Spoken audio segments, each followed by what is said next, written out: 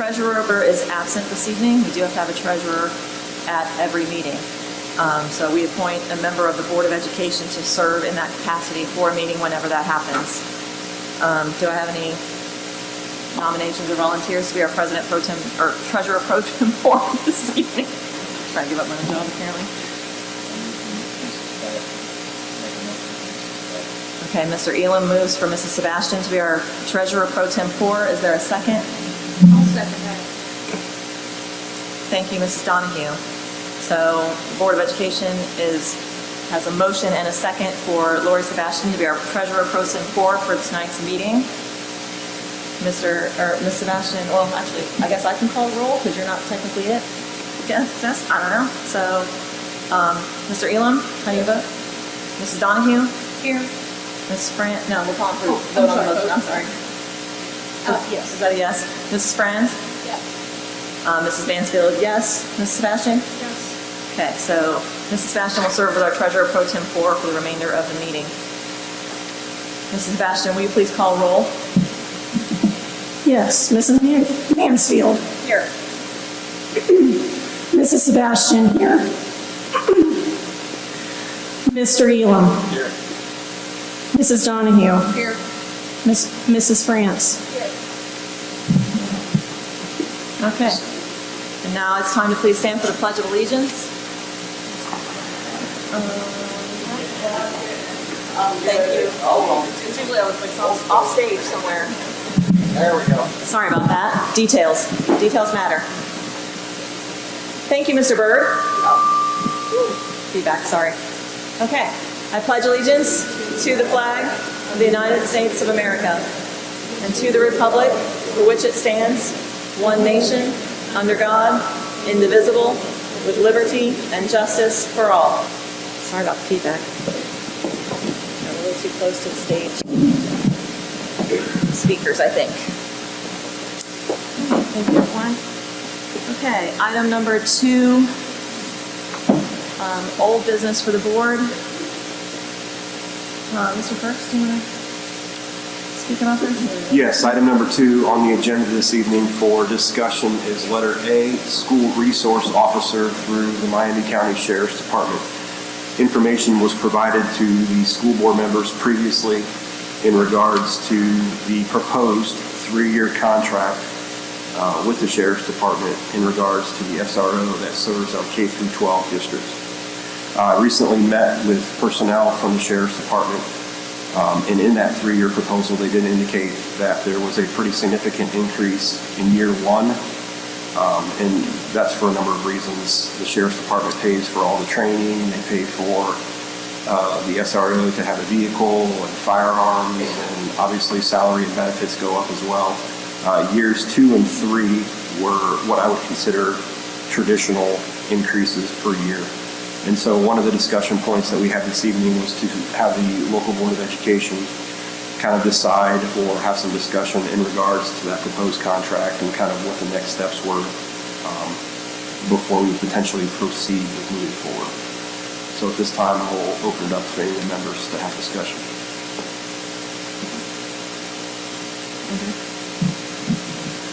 I would suggest we move this item to executive session since it involves security and discuss there after the meeting or during, the last part of the meeting.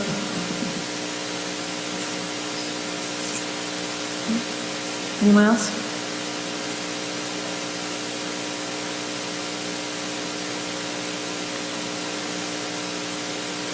I think Mr. Cook will turn on the microphone and he's usually ready to speak. Is that? Or than just on? Yeah, it's hot. I just want to follow up. I apologize, Mr. Brooks. I wasn't sure if you had additional information about maybe this is something that you will be able to share with us about if we have the need for a second officer, if there is a discounted rate, so to speak, if we would need something going forward for the second building, or the additional building before this particular contract is finished up. So that would be potentially in year 2 of the proposed 3-year contract. So that's a very good question. That is a follow-up that I can have. with the sheriff's department. If the district feels that having a second SRO with a site that's separated from the current K-12, meaning K-5 is located just to the north here, if the district feels that that is a direction that they want to go. So yes, I could have the conversation with the sheriff's department to provide that information. But at this time, I have not had that conversation with them yet.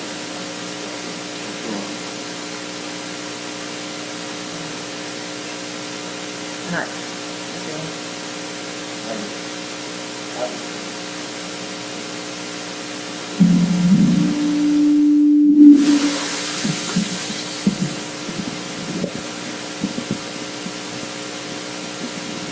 Before we get further information considering this second year of the contract, I would suggest that we table this motion this time. So just as a reminder to the board, I believe if you would table a motion, you're going to have to take action at the next meeting. Okay. And then versus postponement, which is the same one, correct? Just clarifying for my own. You guys, treasurer this year. I don't know. I how know, that works. I know. I just know when you table an item, you have to. I have meant to some look it sort up of today. action I on this. apologize. That's my own fault because those two words always get mixed up in my brain. So, yeah. Okay. I know we wanted to, Mrs. Sebastian suggested discussing in executive session. Yeah. I beg your pardon, Mrs. Reese?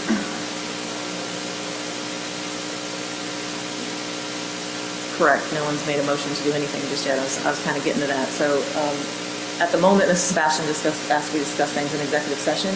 So maybe we can see how that goes.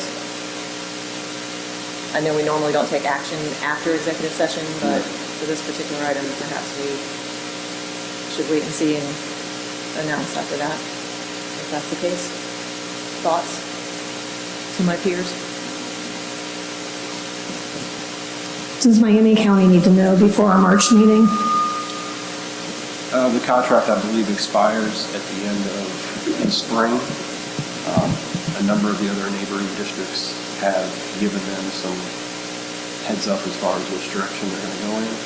I don't think it necessarily has to be decided right here and now, but it's a courtesy of me to try to give them an answer some point in the next meeting or so. So is the decision in the table for the implements, or is there any question about a follow-up question that something Ms. Sebastian had asked last week, or the last meeting? About CARES funds, ESSER funds, county funds, that might be able to go into. That would be questions for your treasurer. I think that would be the best.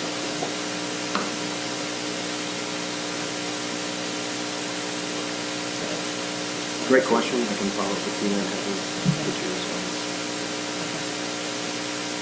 Well, I mean, I hate locking us into action when we may still not have those answers come our next meeting, so, I mean, there's always the option to come those too, but if there's a motion made and it's not put on the table, that's always an option to do, so I would think tabling it might be the best way to go.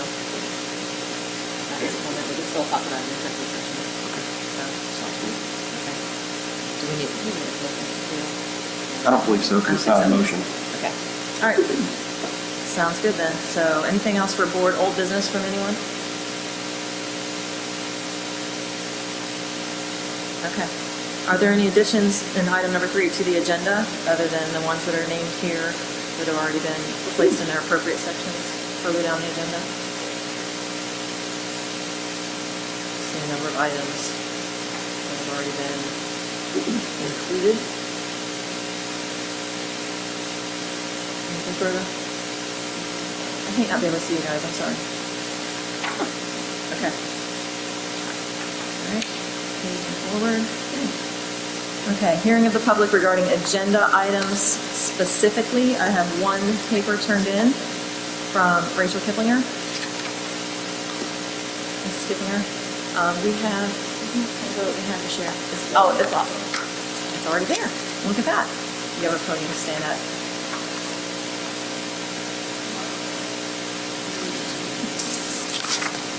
How are you? Okay, so just as a reminder, there are 5 minutes to speak. I think Mr. Elam was going to be our timekeeper for us this evening. And free to speak whenever you're ready. I know, apologies. Hang on, I'm waiting to look at Mr. Cook and see what he says to say. Should she step back? Point at this, there you go. Okay, I think This will be Oh, great. This will be short. I would just ask that the board would remove the current resolution regarding the transgender rights from the agenda until other options can be considered and the community can be heard.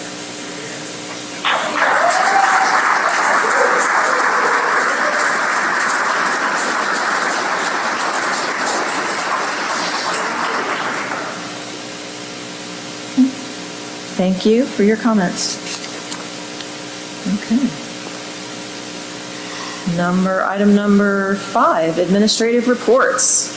Up first are elementary principals, right, Mr. Parks? Do you want to take this one? Yes, ma'am. On the agenda first this evening would be our 2 elementary principals, Miss Carrie Jones and Mrs. Cassie Schock.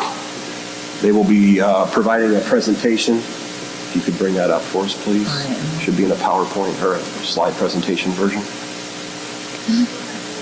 Board Yeah, report you can do first. the board report first. That'd be fine. Problem is, I know, I'm concerned it won't pick You up can on the turn to that recording, if you so. want to. The first item is our board report. This is going to be the record of our board meeting. We have some several items that the elementary, February 16th and 17th, our fifth grade will be doing some data. On the 17th, we have your conference with Repay, and we're making the second night of the conference for our first. February 21st, we have school at Veterans Day. March 1st, we have Wendy Robinson coming back with 2 photos. And then March 7th, we'll finish with our program some of the announcements of some things that have already occurred in our building in the past month or so. We just finished our refund, and that today is the last day of the refund, so we're going to have to it's still open, and we're on details. As of the current record, our school has been deducted of $1,187 in this students were very excited about that.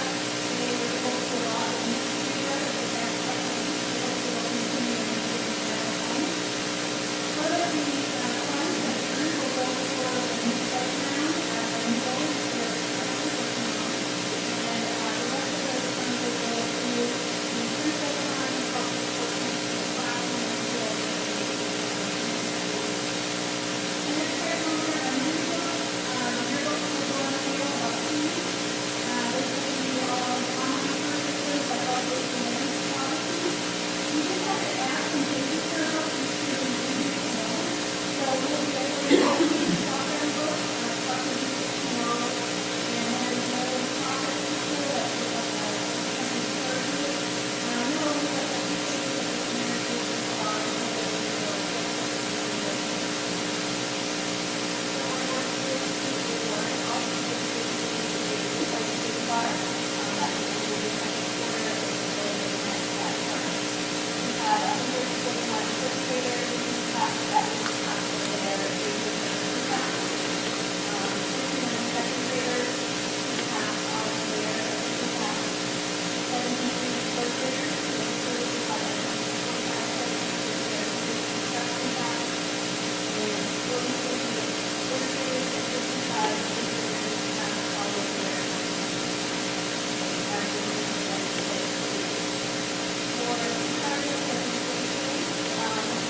this report was due that we have students that have registered, but at the end of the day, they have our 56. These are our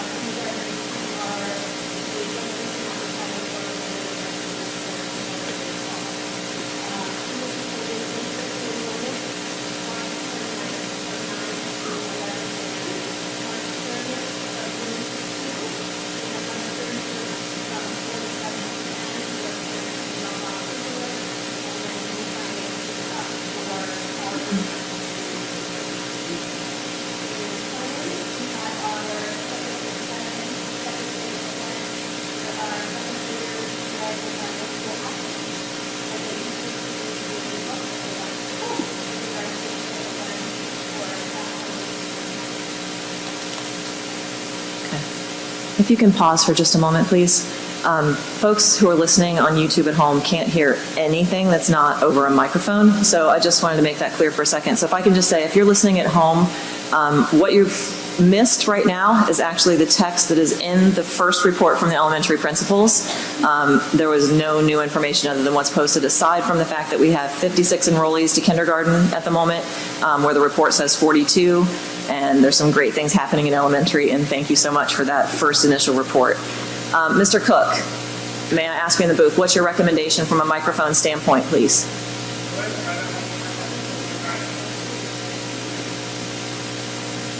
Testing, 1, 2, 3. Thank you. Testing, 1, 2, 3. Thank you. Okay, thank you. Let's try our Young Fives presentation now, if you could, please. Thank you so much for letting me pause and do that. All right, we are excited to talk to you today about our Young Fives program and the potential that we have for offering this to our students in the fall. So the program purpose will be to provide a modified preschool and kindergarten curriculum for our youngest 5-year-old students. We will identify the students who have a need for this by those students who fall within the 30th percentile or below on our kindergarten screener that we will administer on April 18th. We were fortunate enough to visit Hart & Houston earlier in December, where we talked to them and we were able to see their Young Fives program run. It's been very successful for them for the past several years. And they've noted that they've taken students who they know needed additional skill sets to be successful in kindergarten, and this extra year and gift of time that they were given allowed them to really be leaders in their kindergarten classroom the following year. If we looked at our data of our current kindergarten class and the screening information that we had for them in August, we would have had 25 students who would have qualified had they decided to partake in the program. So we definitely have a need for it here in our community. And most importantly, this program will be fully funded by the state of Ohio.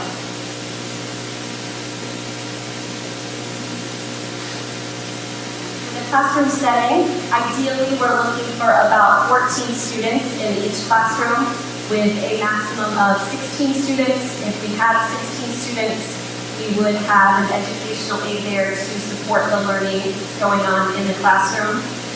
Most importantly, and we would make sure that parents understood that this is a 2-year commitment.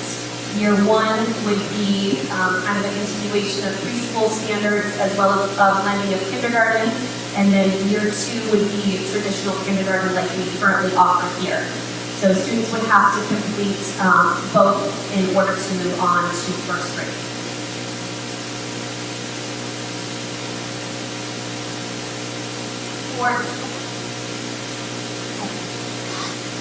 Classroom experiences, this will be a full day program. So it will follow our typical day that we currently do here at the elementary, with our academics starting at 8:45 and ending around that 3:15 mark. Students could ride the bus to and from school, or their parents can drop them off and pick them up like they currently do as well. Lunch will be served in the cafeteria. Students will have 2 recesses, one in the morning, one later in the afternoon, and they would receive instruction in math, science, reading, and social studies. They would also have a special rotation with time for gym, art, music, and library. Most importantly, there will be time given for play-based learning with centers and group projects. We know that our students learn best when they're interacting with one another, so there will be plenty of time for that with this program. We're looking at the development of the whole child, not just the academic piece.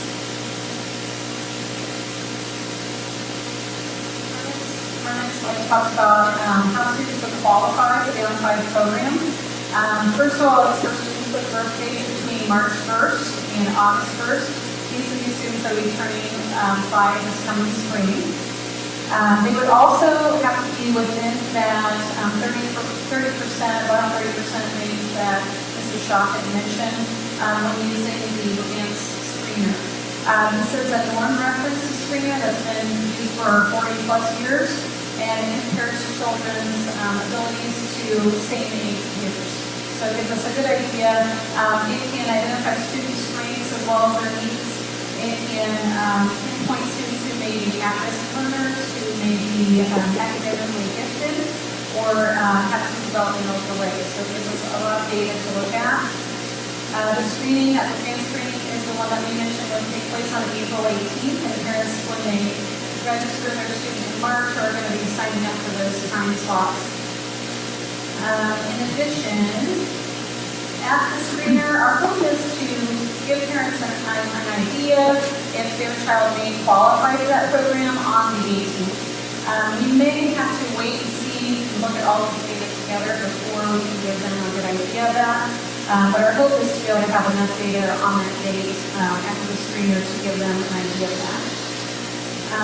Lastly, the young flags would be geared toward the typical child. If the student was in preschool and was identified as needing special education services, this is really not the program for them because they would already be getting specialized services in the regular classroom, regular preschool or kindergarten classroom.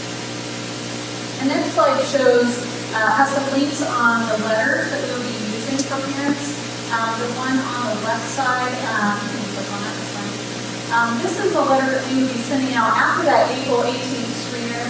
And it basically says, after looking at all the data that we have on the shelf and the advanced, we recommend either regular kindergarten, the Young Fighters program, or maybe waiting a year for your child to begin kindergarten, depending on that data.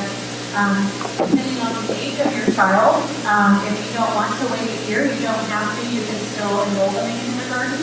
But that would just be kind of our recommendation from the data that we have. The second letter from that slide. Sorry. That was the. Sorry. No, it's okay. It's not your fault. That one is for parents to sign up saying, yes, I do understand this is a 2-year program. The Young Fives program does not cover all kindergarten standards. So they can't go from Young Fives 1 year into first grade. They have to do Young Fives year, regular kindergarten year, and then first grade. That's basically all that letter states. Even if you were to move to a different district between those years, they would still have to do a year of kindergarten because the Young Fives standards are not the same. And actually, that's go on to, we have two of our kindergarten teachers that are going to talk to you a little bit more about what they would be learning in Young Fives. So we had the opportunity to go and observe, and just a few things that we really enjoyed about the program that we got to see. The class sizes were obviously a lot smaller, which gives a lot more individual attention to the students who are academically lower and need more support. It also gives time to focus on the very basics. We have to master them before going into our kindergarten programs, such as letters, numbers, and writing. These activities were a lot more hands-on and exploratory based. They were student-led, like calendar, letter and sound practice. The length of the activities was really appropriate for their age and their academic ability. The students also transitioned well from one activity to the next. And also very good behavior within these transitions and were consistent with all the classroom rules. And it was very helpful. In addition to this, our thoughts and feelings about this program, and from our perspective as teachers, this program will be helpful for kindergarten teachers because developmentally, students at this age are not ready to produce the writing at the skill level that we want them to. Early Fives is an additional time to nurture each student's growth and their specific learning needs. It allows the younger students time to grow socially and emotionally, as well as academically. And last, the program also allows the younger students to build confidence, self-esteem in the classroom setting before moving into the actual kindergarten year. Some of the challenges that we meet in kindergarten and how to start with help is maturity. Just based off their birthdays, we see in the classroom from March to August, these kids need more social and emotional growth that help socialize and deal with challenging situations in the classroom that typical kindergartners do every day. On top of that, maturity goes into routine. We're asking them to sit and write and do math all day. The Young Fives program will actually help us be more creative and get these kids ready for kindergarten with learning before they have to go into kindergarten. Something that are also helpful for us is that we spend less time going over the rules and procedures and expectations. Spend less time implementing interventions on basic skills. Right now we spend a lot of time with purpose from March to August on letter and sound recognition, and now we're here with funding. This program will help close that gap a little bit better for our students. And then we also see everything to issues in social and emotional readiness. The small classroom size will allow us to help the students with individual attention on these kinds of things.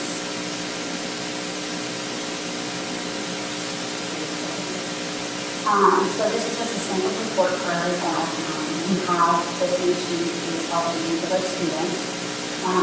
Quarter one, they go over syllables for underlining, for math basics, sheets, social studies, following directions, and science color sheets, and basic concepts on recognizing first meaning and identifying non-basic words. Quarter two, we really focus on letter sounds, writing and reading, and asking, sorting sheets, millimeter page, with math, counting objects, 10, 1, 1, 4, 5.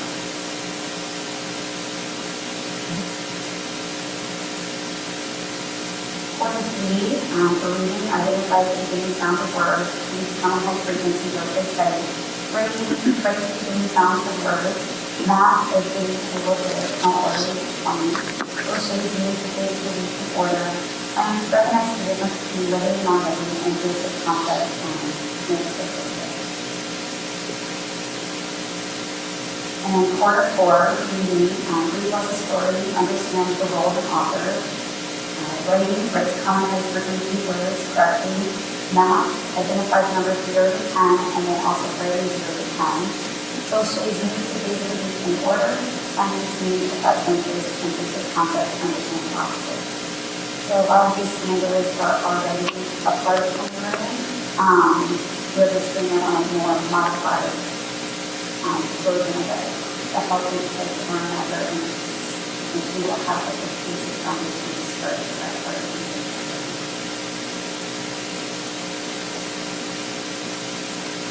Lastly, our next steps, we will have an informational night coming up on March 15th for parents to explain the Young Fives concept to them. We'll likely go over a presentation similar to this, and we would have a question and answer session to make sure that everyone has a full understanding of what we're offering our students. Next, we're going to ensure that we publicize our early kindergarten screening date to the public. We have put this out already on social media, and Mr. Burks will be doing a series of one-calls to make sure that we are also reaching out in that manner. And finally, we have reached out to several local news stations and newspapers to publish this information for us as well.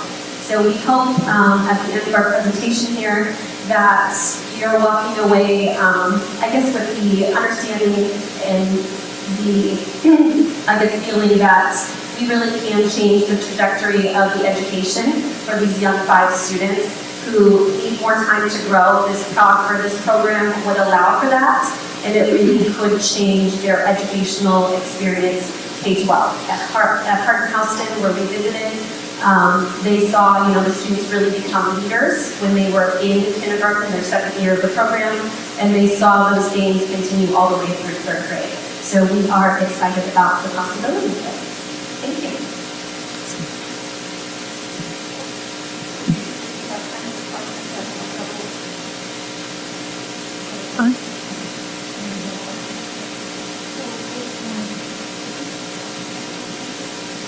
It is optional, but students would have to qualify. So if they meet the criteria, we would let parents know, but parents can opt out if they wish to. They do have to, like I said, it's a 2-year commitment, so some people may not want to do that. It's not one where you can just call and say, hey, I want my kid in that program. They would have to qualify based on their senior scores as well as their grade. A regular year of kindergarten is required. So you can't go from just do 1 year of young 5 and skip the first grade. Correct. Right, exactly, yeah. So you can wait until your child is 6 to start regular kindergarten. Right, so this would be if you wanted your child to start at 5, but they have like a spring birthday, so they're not quite ready, maturity-wise, this would kind of give them that. I would say we have a lot of 5s in Oklahoma.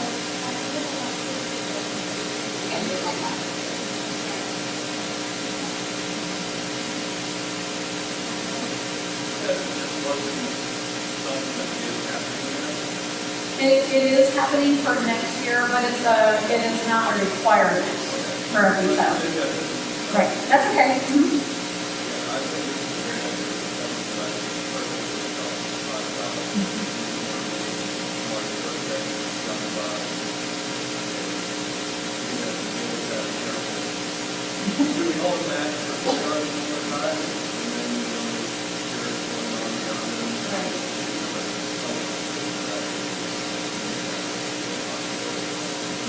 Thank you.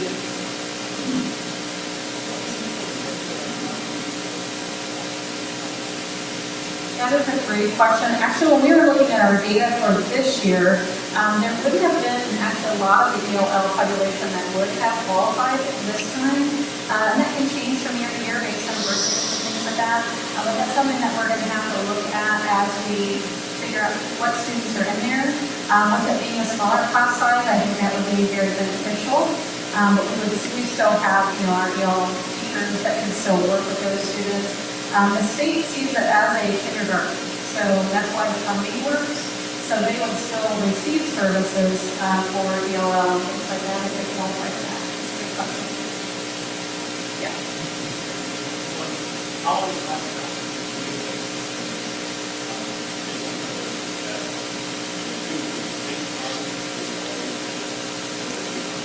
So It is state funded. I can't remember how long Carter Nelson, do you remember? Hardin Houston has been participating in this program for the last 7 years. On average, they've received about a 60% growth academically in those kiddos over the 2 years in which they participated. And because the state of Ohio considers it a modified kindergarten program, it is fully funded by the state of Ohio, which is different than preschool. Although preschool is a phenomenal program, the problem with preschool is it's not fully funded by the state of Ohio, and what happens a lot of times is districts have to transfer money from their general fund to cover the costs of preschool. So in my last district, we had a preschool. We were significantly smaller than Bethel. We realized the importance of preschool and the impact it had on kiddos. So we transferred $60,000, $70,000 a year to cover the costs of insurance, salary, materials and supplies, and those kind of things. The Board of Education had made that decision. The unique thing about this program, which number one, we'd be the only school in this area to have it, but number two is we think it could have huge impact on our kiddos moving forward with the third grade reading guarantee and the second year of kindergarten. And what we find oftentimes is in the central office, the day children turn 5, their parents call and want to enroll their students in kindergarten that day. And so Della Felton in the central office will get calls throughout the school year on that. And it's hard to tell parents, you didn't meet our board policy deadline of August 1 to turn 5 for kindergarten. So That's kind of what the idea behind it is that the support it provides, the smaller class size, if you get to 16, you potentially have an aide. Space is an issue. We understand that. We're trying to get creative with what we have currently on campus to be able to offer this. Depending upon the interest level of our families, we may have one section, we may have two sections. That just depends on interest level, but it's completely voluntary. So when you get your referral letter after kindergarten screening, it's going to give you a couple of options. It's going to say, I'm going to wait a year, I want to go right to kindergarten, or I want to participate in the Young Fives program. And part of that waiver process is going to clearly articulate to families that it's a 2-year commitment. And we have to hold true to that because that's where you see the social emotional growth and that's where you see the academic growth being made. That was a long-winded answer, sorry. I think we're going to pause here. Oh, sure.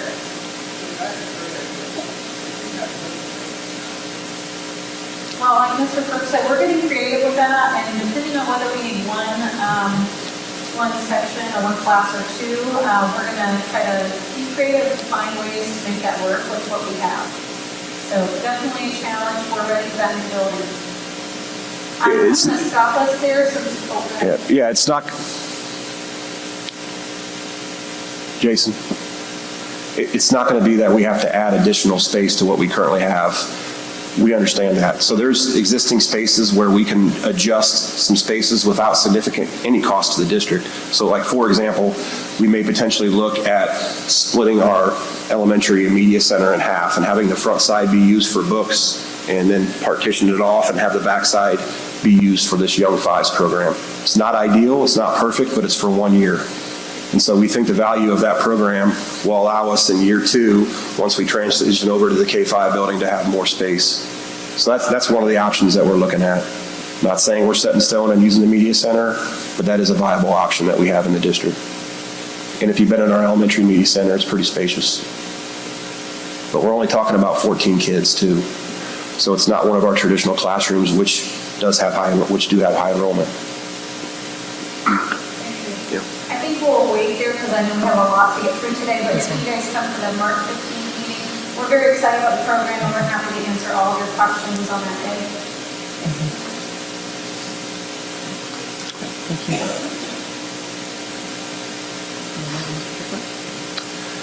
Yes, next on the agenda, it's middle school principal, Mr. Matt Triplett.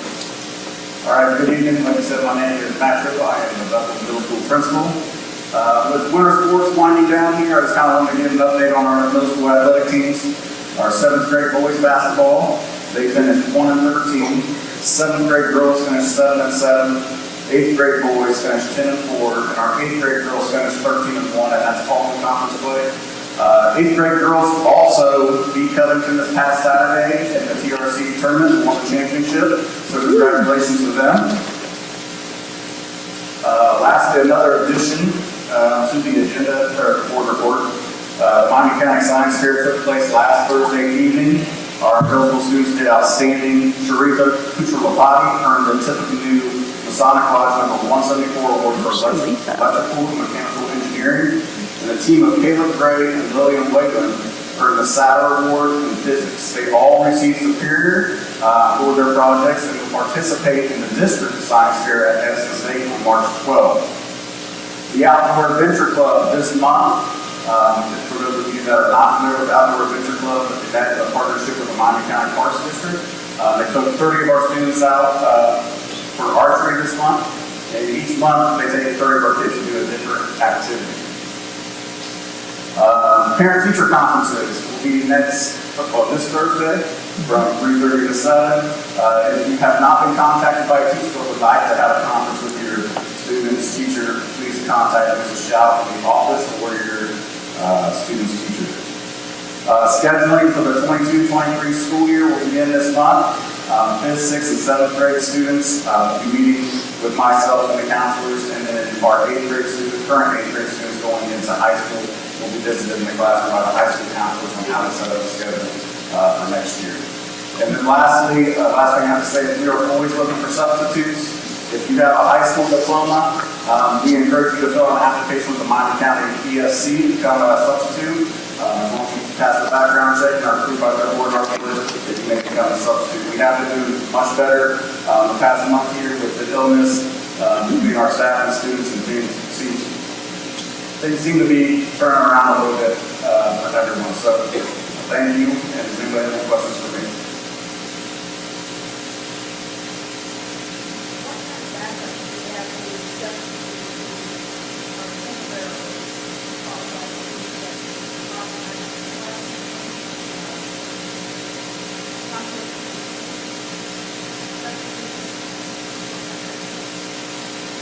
If they have an issue in the classroom, they can always contact the office, and I go down there immediately if there's an issue there. Any other questions? We'll turn it over to Mr. Swift, high school principal.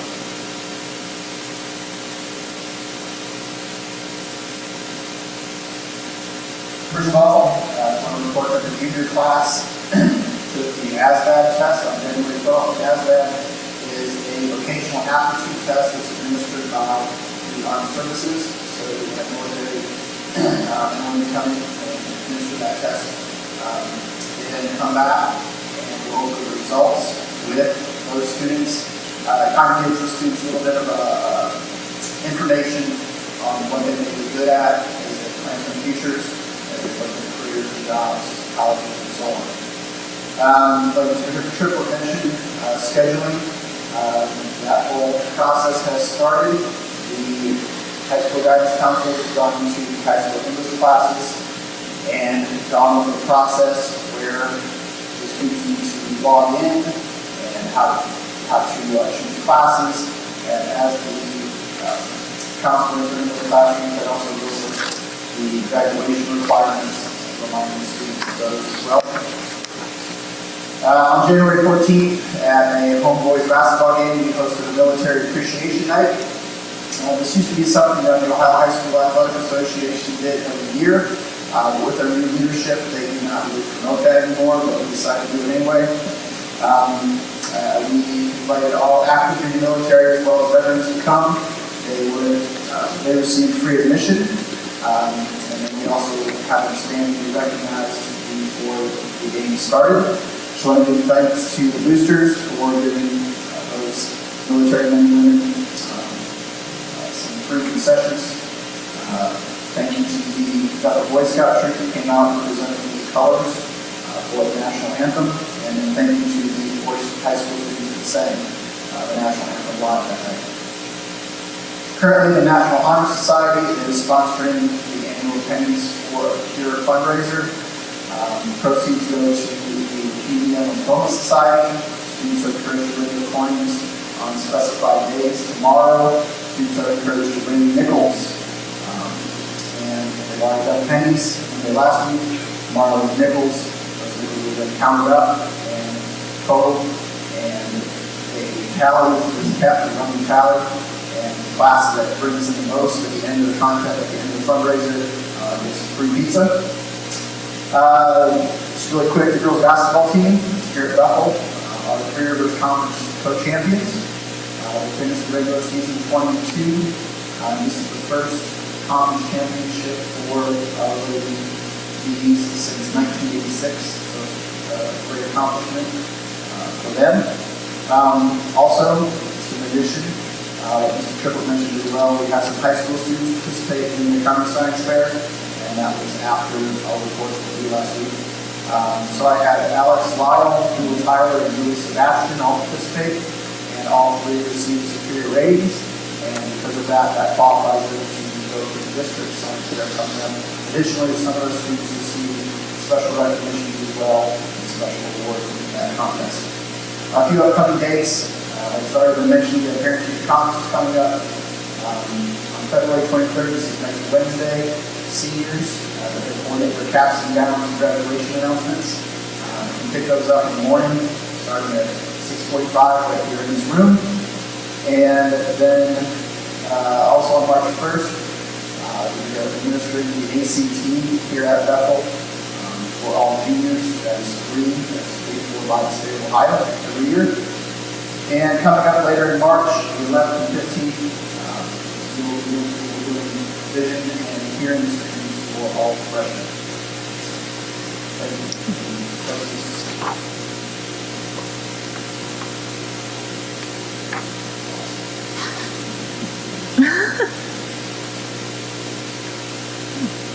Thank you, Mr. Swope. Thank you to all of our administrators very much. Lots of information to digest. Okay, moving on to item 6. Communications, important dates to know. So we're at our facilities and board meeting night tonight. Parent-teacher conferences, everyone's mentioned a number of times on the 17th. No school on the 21st.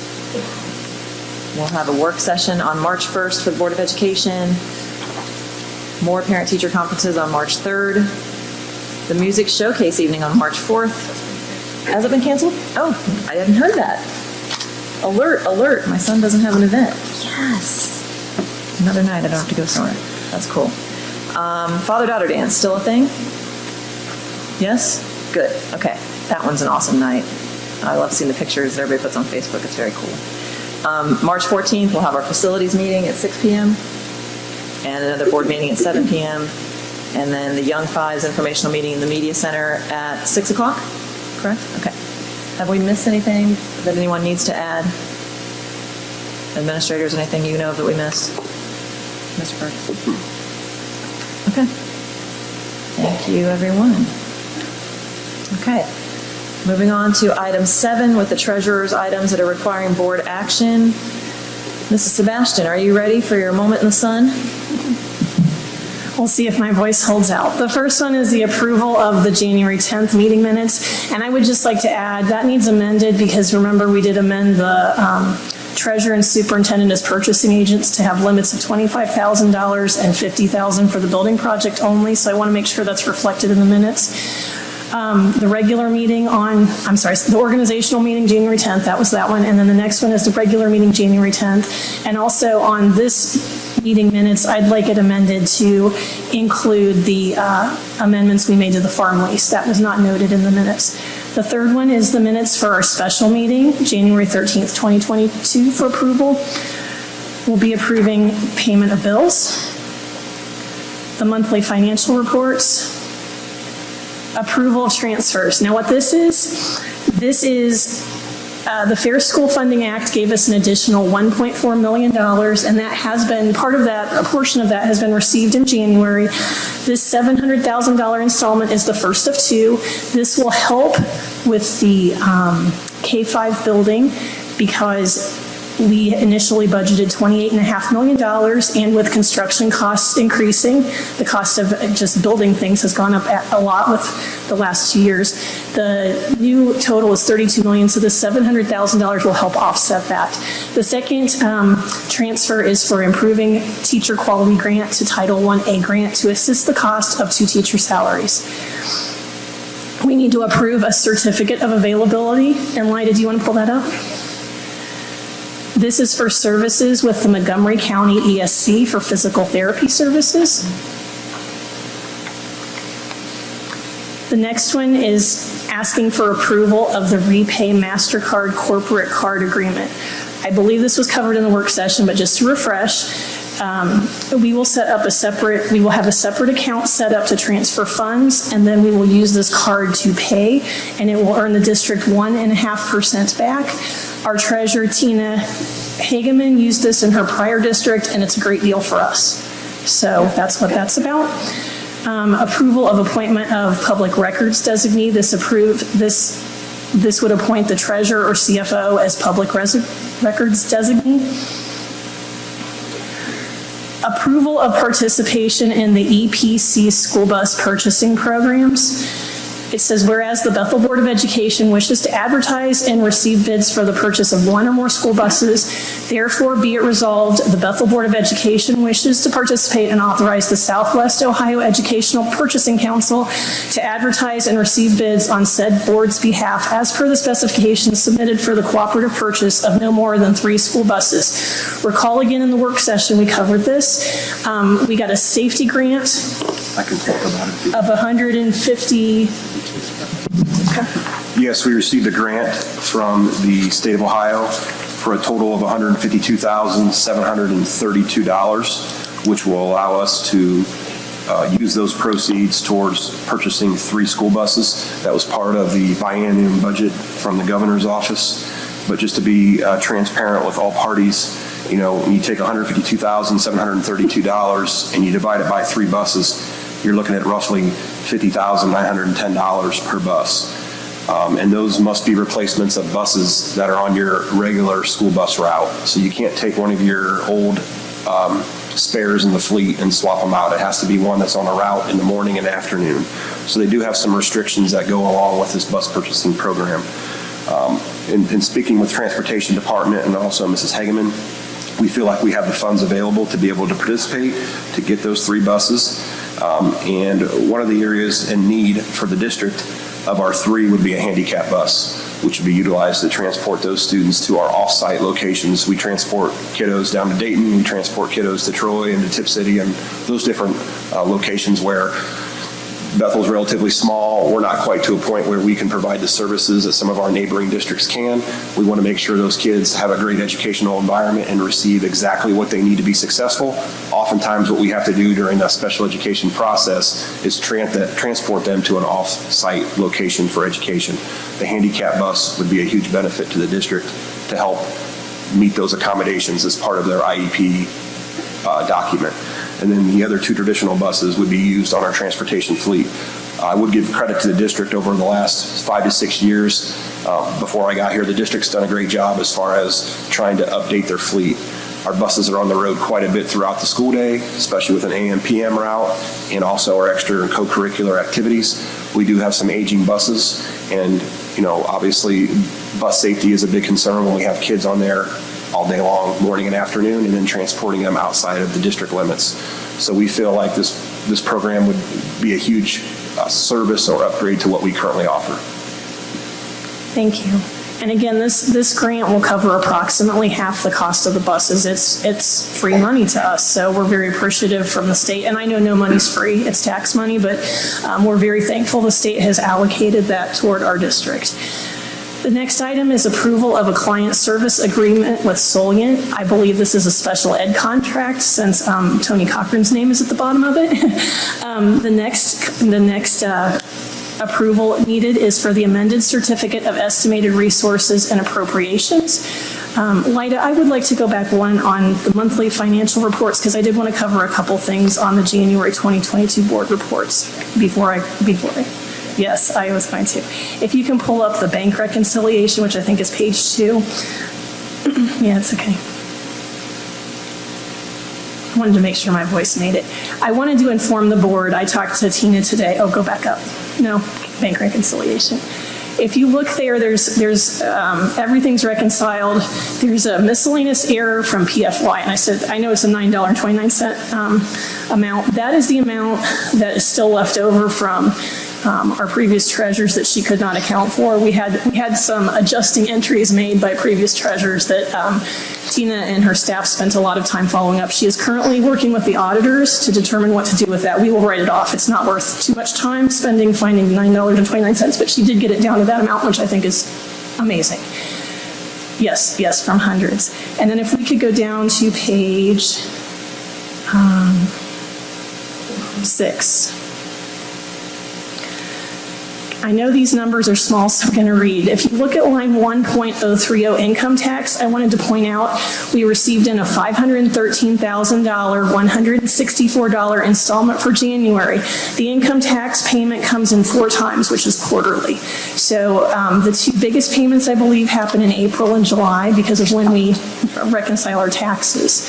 And then the other thing I wanted to point out, I mentioned the Fair School Funding Act.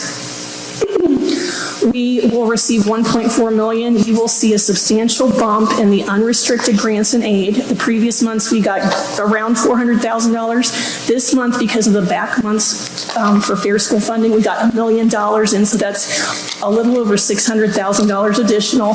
We also got an additional $250,000 plus in restricted grants and aid. So you can see they've started to really close that gap there and give us that money that they promised us back in August and September. So I'm very excited to see that. That's really the things I wanted to cover.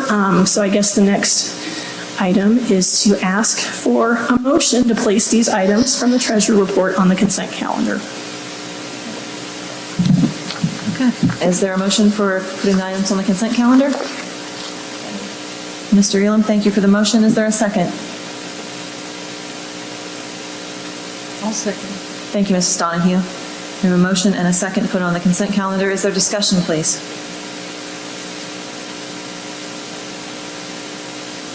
Anyone have any questions? I do have one question. Mrs. Franz? There you go. Yeah, for the school bus purchasing program, I just want to make sure I'm understanding correctly. So the grant amount is $152,732. That will, we can use for 3 buses, but part of the stipulation is that we do need to get rid of existing buses, is that correct? Buses that are on a traditional school route, so they're used on either an AM or a PM route. You can't just replace one of your spare buses that's sitting as a backup in case one of them breaks down. It has to be a bus on a traditional route. Okay, thank you for that clarification.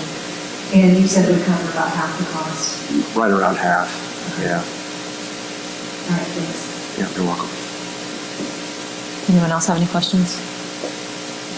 Okay, and then you had a question?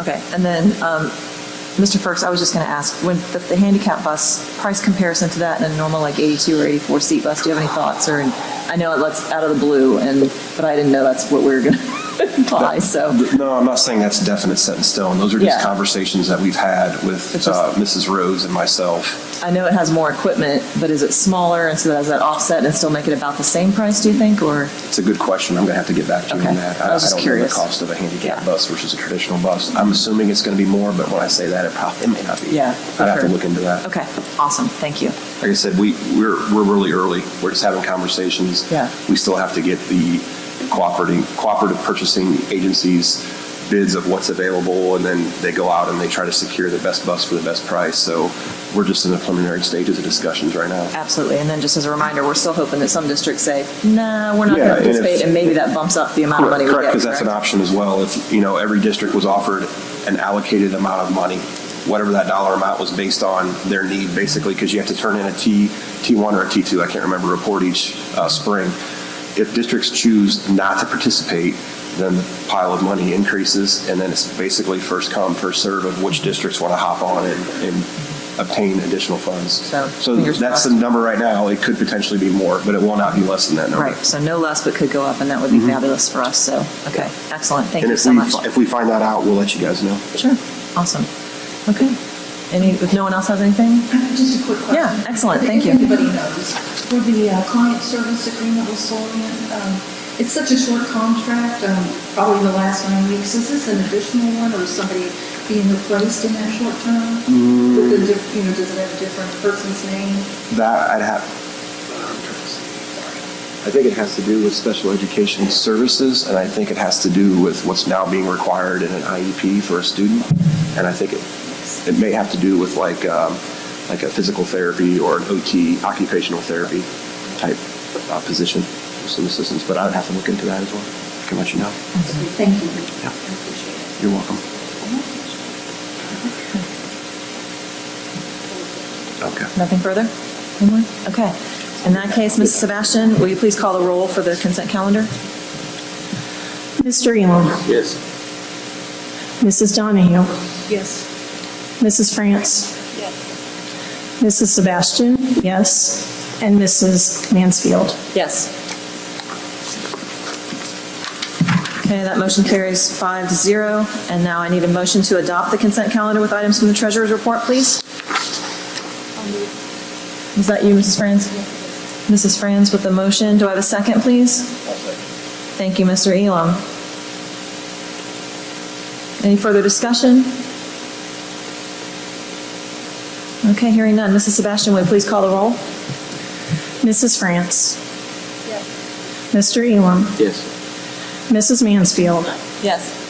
Mrs. Donahue. Yes. Mrs. Sebastian, yes. Okay, and so the treasurer's report is adopted, consent calendar 5-0. Thank you. Okay, now moving on to sorry. Item 8, we have no treasurer discussion, or do you? Okay. Ms. Sebastian. I just wanted to say thank you to Mrs. Hageman. For those of you in the audience who are parents, you know our impact aid study went out. That's funds that we could qualify for from the federal government that will help our building project. We did get 188 qualifying responses. We needed 180, so I just want to say thank you for those. I also want to really thank Mrs. Hageman for just all her work. There's been a lot of work with the building project and with the Fair School Funding Act, and she's done a terrific job. Nothing further? Okay.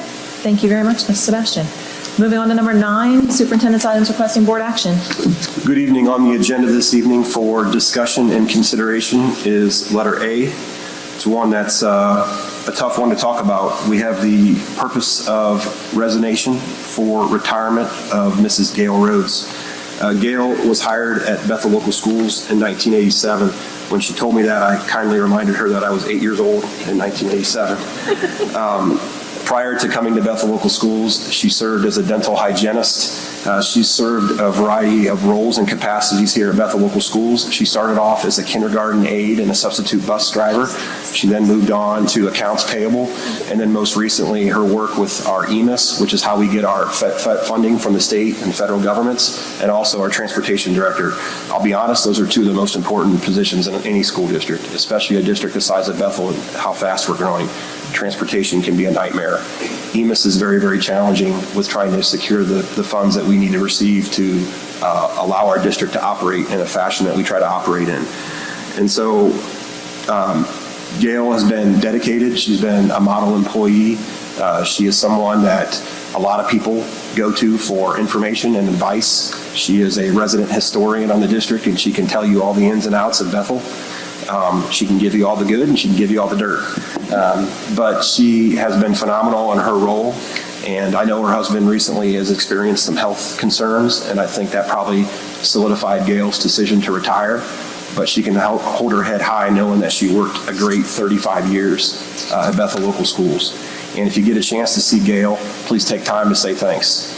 She is going to be a hard one to replace. She's done a great job here, and I think even though she's not here and she's out of town, I think we all owe her a round of applause.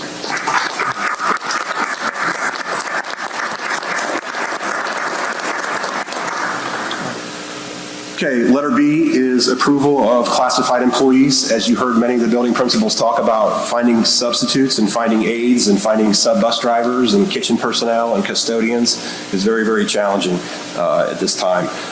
All school districts across the state of Ohio, and especially all districts probably across the United States of America, are struggling to find people to cover. And so we're really excited to have a couple of people on the agenda this evening. The first one, and I apologize if I pronounce her last name incorrectly, Melissa Disquette, I believe. Disquette? That's why I asked, sorry. Melissa Disquette. She's been a substitute teacher here in the district on and off. She's worked for the Miami County ESC. She's also worked previously at Valley View Local Schools as a substitute teacher. Really fortunate enough to be able to bring an aide into the kindergarten role, which has been open since January with an education background. She has a BA in education from Wright State University. She graduated from Dixie over in New Lebanon. And so we're really excited to have Melissa join us in that kindergarten role.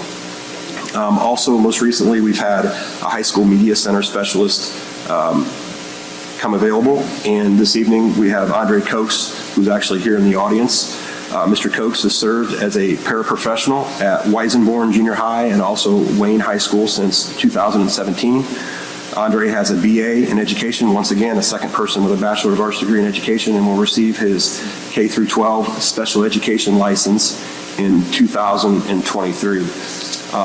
Mr. Coates is also on the agenda, so I'm going to jump ahead here a little bit. Mr. Coates is on the agenda later on this evening as a recommendation to become the next head football coach at Bethel High School. Coach Coates has served as an assistant coach at Wayne High School for a number of years in a variety of capacities. Prior to that, he was a co-offensive coordinator at Dayton Northridge High School. In his roles, he's served in capacities as wide receiver, running backs coach, DB coach, tight end coach, special teams coordinator, assisted as the head strength and conditioning coach as well. So thank you to the individuals that served on our interview committee. For Coach Cokes, we had Bo Schneider, Bethel alumni, and also prior football player. We had Todd Bird as athletic booster president. We had Chad Stanley as assistant football coach last year, does heavily involved with our We Stingers program. Damon Smith, athletic director. Matt Triplett, middle school principal, served in on it. Barrett Swope, high school principal, served in on it. And then I joined him in the second round for the finals. So thank you to all of those folks for participating. So I'd like to welcome not only Melissa, but also Andre here this evening. And I'll let Coach say a couple words before he's voted upon.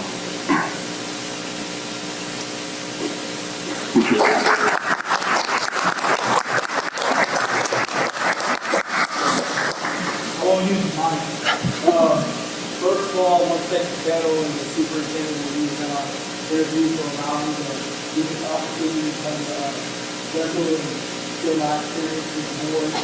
I'm excited. I'm young. I'm ready to bring energy. I'm ready to bring a new culture to music. I'm just more than happy. I'm very appreciative. I thank God because there's more than see, but I think I'm talking.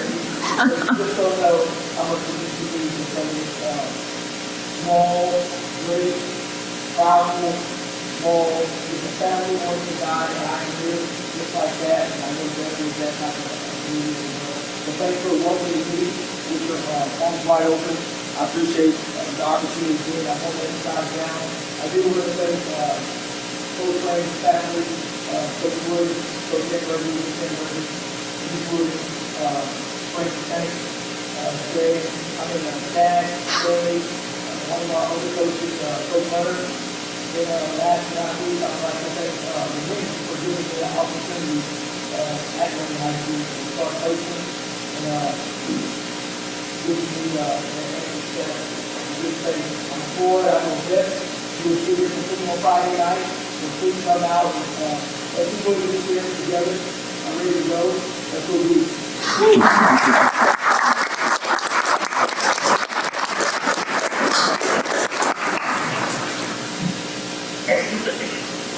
I wish I was 18 again and could play. Unfortunately, I'm not, and I can't. But thank you. Thank you for being here this evening. Also on the agenda is letter C, an approval of an MOU. We actually have a couple of MOUs on the agenda this evening. MOU stands for a Memorandum of Understanding. So it has to do with a potential change to our collective bargaining agreement or our negotiated agreement.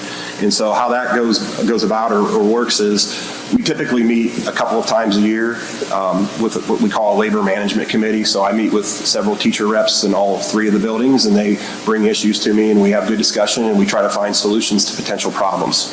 And sometimes those conversations are really, really good, and sometimes those conversations are challenging, but we always try to find solutions, and they always bring me good stuff. And so the great thing is they challenge our thinking, and they try to find creative solutions to already existing problems.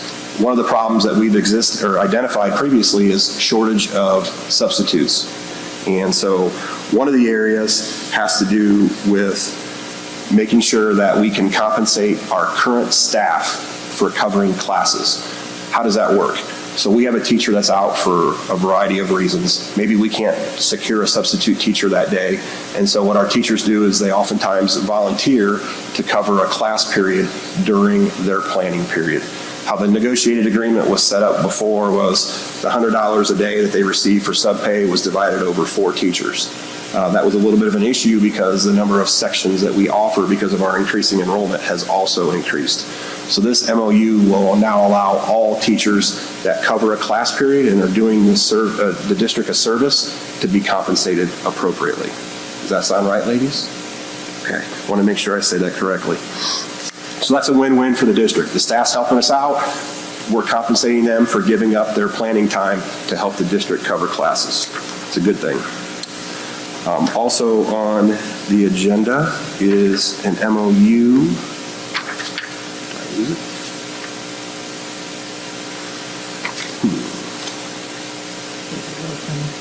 Lose my space? Yes, the sick leave agenda. So our sick leave MOU. Another item on the agenda is sick leave MOU. It has to do with, right now, currently staff, if they take sick leave time, the way it was written in our negotiated agreement, it had to be either in a half a day or a full day increment. And so that can be problematic if a teacher has to go get their teeth cleaned and just run uptown quick or run up to Tip City quick and get that done, and it can get back in several hours. There was no option less than half a day. It had to be a half a day or a full day. We are now allowing staff to take a quarter day, 0.25, and that will allow them to hopefully get their appointment done, their checkup done, come back, and during that time, we'll be able to cover internally, and it's getting really, really difficult to get somebody to come here for less than a full day. Half days can be challenging, and it's definitely difficult to find somebody for a quarter of a day. So this will be able to allow us to cover internally, which is a good thing as well.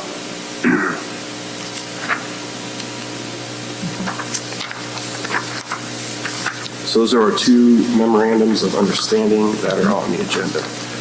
Letter E is approval of clubs. We have a couple of clubs, Beekeepers and Hope Squad. The Beekeepers Club was one that was started by our now retired middle school principal, Mr. Tim Ziegler. It was kind of a Big Brothers, Big Sisters program that allowed our students to connect with other at-risk students in the middle school and provide support, provide peer tutoring, provided somebody to talk with, to connect with, to refer them to the appropriate person if they're struggling. Great program, but it requires a review each year, and that's on here as well. The second one is the Hope Squad request. Hope Squad was a program that we implemented last year. It's fully funded through a grant that was written by the central office from the Tri-County Board of Mental Health. It's, like I mentioned before, it's a fully funded program. Once again, it provides training of staff who serve as mentors. Once again, it's able to connect an adult or a student with a child that's struggling, that may be experiencing a lot of social emotional type issues in a school setting. Both of those programs have had a good impact on the district. We would like to continue with those programs to provide resources and support for our kiddos. Letter F, approval of open enrollment for the 22-23 school year. This is one that we have to do annually. It's to review the continuation of inter-district open enrollment for the 22-23 school year based on board policy 5113. This is one that's a little bit unique because of the high growth that Bethel Local Schools is experiencing and how fast our class sizes are growing. We are unfortunately not going to be able to offer open enrollment. Those students that have currently been open enrolled in the district or their siblings will continue to be allowed to open enroll as long as we have the space within those grades or course sections. I don't anticipate any issues, but it's not saying it can't happen. Until we can get a couple of buildings or this next building opened up, we are not accepting any additional open enrollments at this time, just because we're essentially at max capacity. Although that's the case, we still have to annually approve the open enrollment policy.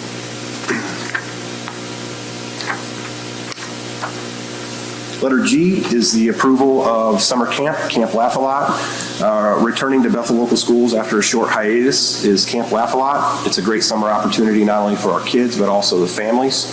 As you can see, Camp Laugh-A-Lot will be offered from June 6th through June 10th from 9 a.m. to 2 p.m. at the cost of $105 per student over that 4-day, roughly 5-hour camp. It is also a fundraiser for our elementary principals. They can put that money in their principal's account and in turn use that proceeds to help support staff and students. So Bethel Local Schools will receive $7 per camper for use of the facility based on that $105 cost. Also on the agenda this evening is a resolution for approval to participate with the Ohio High School Athletic Association. This is one that every school district in Ohio that participates in public sports, junior high and high school, has to approve from the OHSAA. It's essentially saying we're going to follow the guidelines and bylaws created by the OHSAA to participate not only as a member, but also in OHSAA tournaments. So you'll see every school district in Ohio approve this each year. Letter I is approval of course of study for middle school and high school. Each year, our middle school and high school puts out a course study or course guide that indicates or talks about all of the different offerings that we provide to kids academically in the middle school and the high school. Obviously, that changes from year to year. We tweak things based on maybe this middle school class offering didn't have as much enrollment. We're going to go away from that. We're going to try a different elective. Or maybe we're trying to offer an additional math class for those kids that need to get a math credit that are struggling with Algebra 2. So there's a lot of different options that the district looks at curriculum-wise throughout the year to make sure that we have electives that kids want to take and also classes that allow kids to earn the necessary requirements for graduation. So essentially what our principals do is they put together a cover sheet of the changes that they would like to make to the current course guide. Some years it's quite a few, some years it's not so much. And you can see those listed in the agenda as well.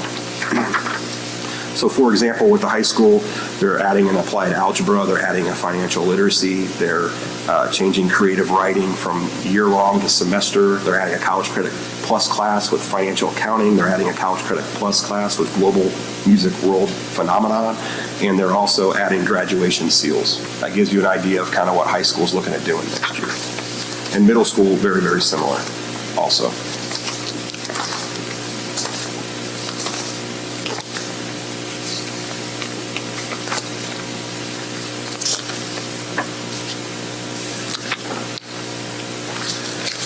Letter J is approval of supplemental positions, fall, winter sports, and non-supplementals. You can see the names of the individuals that are being recommended, not only for track, but also baseball, softball, and football. If you're new to a school board meeting, if they have worked here previously, we just list their name. If they are a new employee to the school district, we provide a resume for the Board of Education members to see beforehand so they can kind of put a name with what their background is. So we have a couple of individuals that are new to our district, in particular on our softball side. If you are a fan of Bethel softball, you know we hired this last year, it'll be her first year here, Tiffany Pikus, who is an alum of Bethel. She played at the University of Dayton. She also spent some time playing at Tiffin prior to her career and served as an assistant coach at the University of Dayton. She's coming on board and she's bringing a couple of softball assistants that she had experience with. Courtney Sievers, who is graduating from UD in the May of this spring in elementary ed, and she served as a part-time volunteer previously at the University of Dayton. She played her high school softball up at Milton Union. Also on the agenda is Lindsay Manning. She's a graduate of Urbana University with a Bachelor of Science in Psychology. She played softball at Urbana University from 2016 to 2010. And she's also spent significant time down at the Heber Heights Girls Softball Association from 2016 to the present. And then also on the agenda this evening is Andre Cokes, who we just introduced previously and gave you that rah-rah speech that got us all excited. So those are the items that I have on the agenda this evening for consideration. Thank you, Mr. Firks. Welcome. Okay, is there a motion to place Mr. Firks's superintendent's reports on the consent calendar, please? Sorry.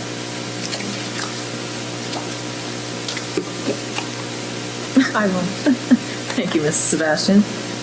Is there a second for superintendent's report on the consent calendar? Thank you, Mr. Elam. Is there discussion?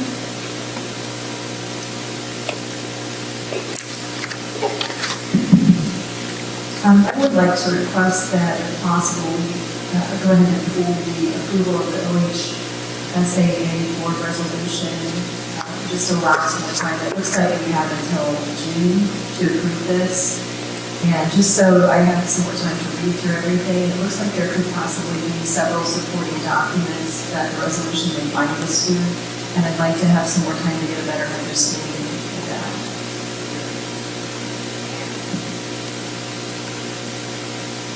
Okay, with the understanding that, of course, if we do not, then our students cannot play sports and therefore cannot go to college on sports scholarships.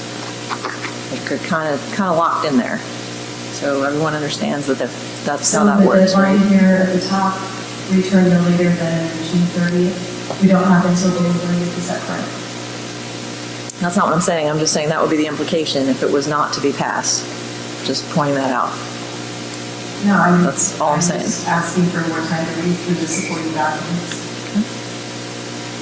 Since we have until June. Other feedback from the board, please? Mr. Firks? As you had indicated, if it's not passed at some point in time and sent back before June 30th, you wouldn't be able to participate in middle school or high school sports. You wouldn't be able to participate in the OHSA tournament.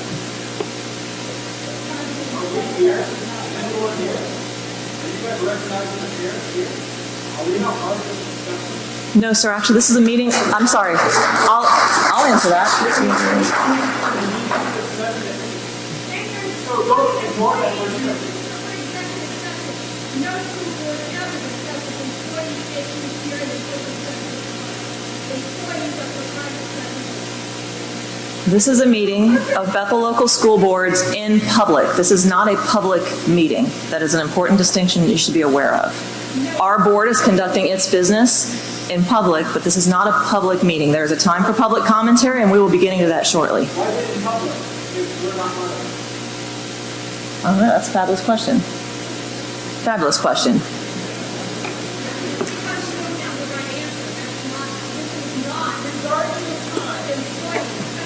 We are here to conduct our business, and we're going to continue doing that. Are there board comments on whether or not we should postpone and pull this meeting, or for this agenda item? Are we okay with that? Everyone okay with that? I'm not asking you folks, I'm asking my board members, please. Okay. Mr. Elam, shall we pull this item for a vote later? Yeah, I'm not suggesting, by the way, that we don't pass this resolution. I would just like more time to read through it. There's a lot on the agenda this time. Approving a course of study for middle school and high school, that was quite a bit to look through.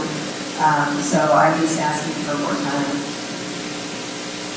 Yeah, I mean, it's a standard thing we've done many years in a row, but you okay with waiting? I'm ready to vote as well. Ms. Sebastian? We have no other alternatives. I mean, every public school district I'm aware of is part of OHSAA, so I'm not exactly sure what waiting a month is going to aid us, Jessica. I guess I could go ahead and read some of that now, if we want to get into that now. I mean, this is the time for discussion, so that would be fine. There was a new update from the OHSAA administrator for February 4th, 2022, and they have changed some of the wording there with some questions about, let's see here.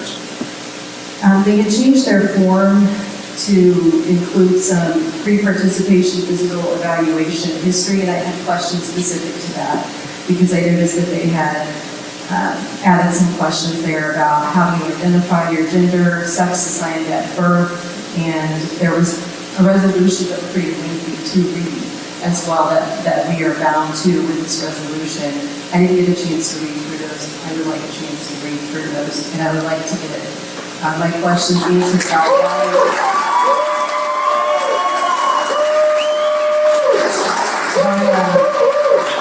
some of these very intrusive questions, but from my perspective, intrusive questions were added.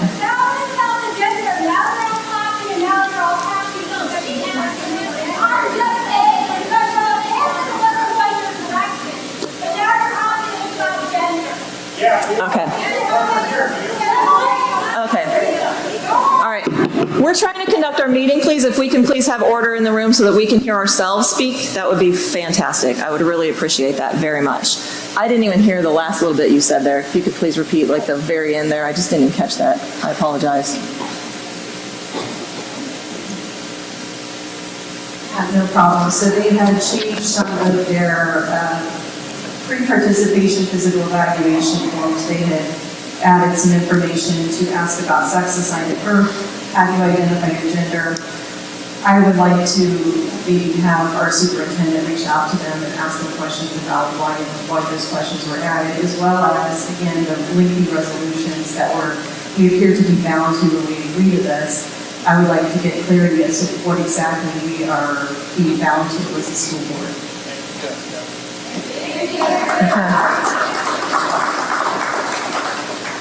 Okay, well, we can pull this off and have it as a separate vote, I suppose. I'm okay with that. You okay with a separate vote? That's fine. We'll pull that as a separate vote. So that's item number. I need an item number. Item number H, letter H. Letter H, separate vote.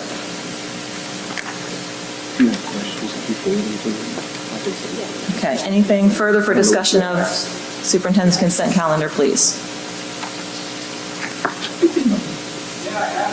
Anything further?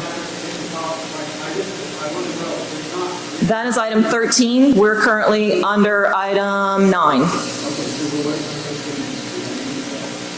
If you've submitted a paper, then you'll have an opportunity to speak. If you did not submit a paper, you will not have an opportunity to speak. That's the rules.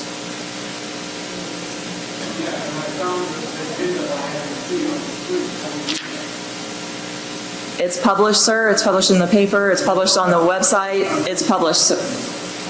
So that's all I know to say. Thank you for your paper.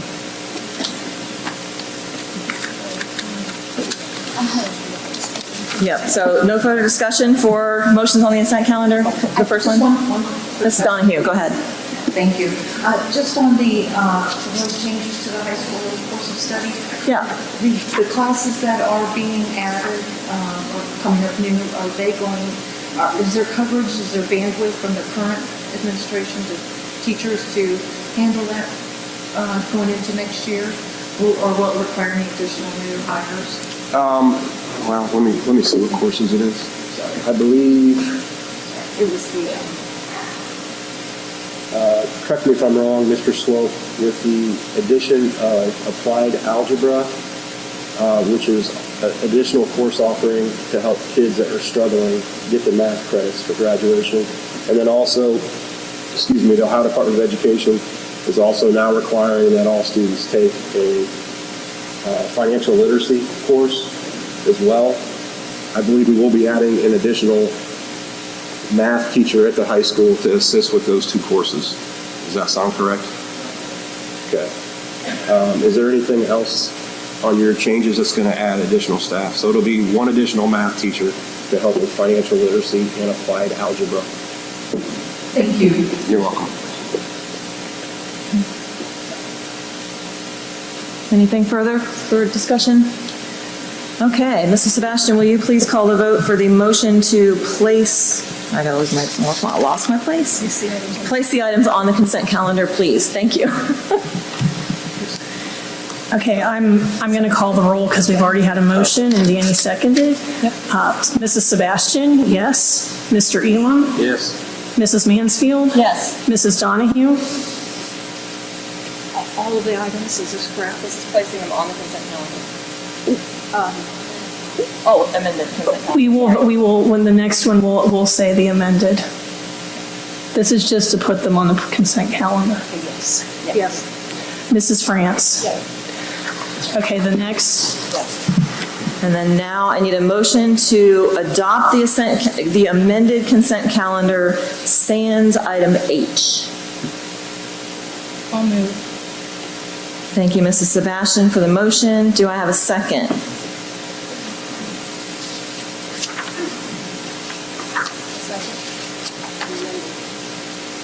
For the amended? Yeah. Is that a second from you, Mrs. France? Yeah, to place the amended items on the consent calendar. Adopt. This is adopting, not placing on the calendar. This is adopting everything except item H. Okay, yes. You're still seconding? If we're taking, are we pulling out item H? Correct. Yes. Okay, so we have a motion from Mrs. Sebastian to adopt the consent calendar for the superintendent without item H, and seconded by Mrs. Franz. Yes. Okay, everyone's in agreement that that's what I said. Okay, cool. Can you please call the vote, Mrs. Sebastian? Mrs. Sebastian, yes. Mrs. France? Yes. Mrs. Donahue? Yes. Mrs. Mansfield? Yes. Mr. Elam? Yes. Okay, now I need a motion from someone to please vote on item H, I know I want to word it exactly how it says on here. Approval of the OHSAA board resolution. Is there a motion to approve the OHSAA board resolution, please? I will move. Mrs. Sebastian has moved. Is there a second? I'll second. Mr. Elam has seconded. Okay, I need a vote to approve the OHSAA board resolution as motioned by Mrs. Sebastian and and seconded by Mr. Elam. I need to call that vote, please. Mrs. Sebastian, yes. Mr. Elam? Yes. Mrs. Mansfield? Yes. Mrs. Donahue? No. Mrs. France? No. Thank you. The OHSAA board resolution is approved with a vote of 3-2. Okay. Moving on for items from superintendent for discussion, please. Mr. Burks, do you have anything for discussion? No, I had plenty this evening. Okay. Time now for hearing of the BEA president. Mrs. Brewer, do you have any comments this evening? Not even a sorry, so sad, Bengals, nothing? She's a Browns fan. I know, that's why I thought she would say so sorry, Bengals, like tough cheese. I will say forward, kindergartners working on their 100th day, seniors working on their Boom. Thank you, Mrs. Brewer. Appreciate you. And thank you for all your work in the media center, trying to sort books and get all that sorted out. That was a big deal. Thank you so much. Ms. Sebastian has some comments, please. Yeah, Mrs. Brewer, I just wanted to say thank you to a couple teachers and students. And Mr. Slope, I'm going to mention this, I'm sure you're aware as well. We had a student, Aiden Batten, who was one of 119 Ohio students, make OMEA All-State Choir, and I want to thank Miss Wolford, who recommended him. I know you covered the science fair, but one of our students, Alex Lyle, received a perfect score this year at County Science Fair, which earned him second place overall. It's a pretty big deal. And thanks to Mrs. Gross, who is the science fair coordinator.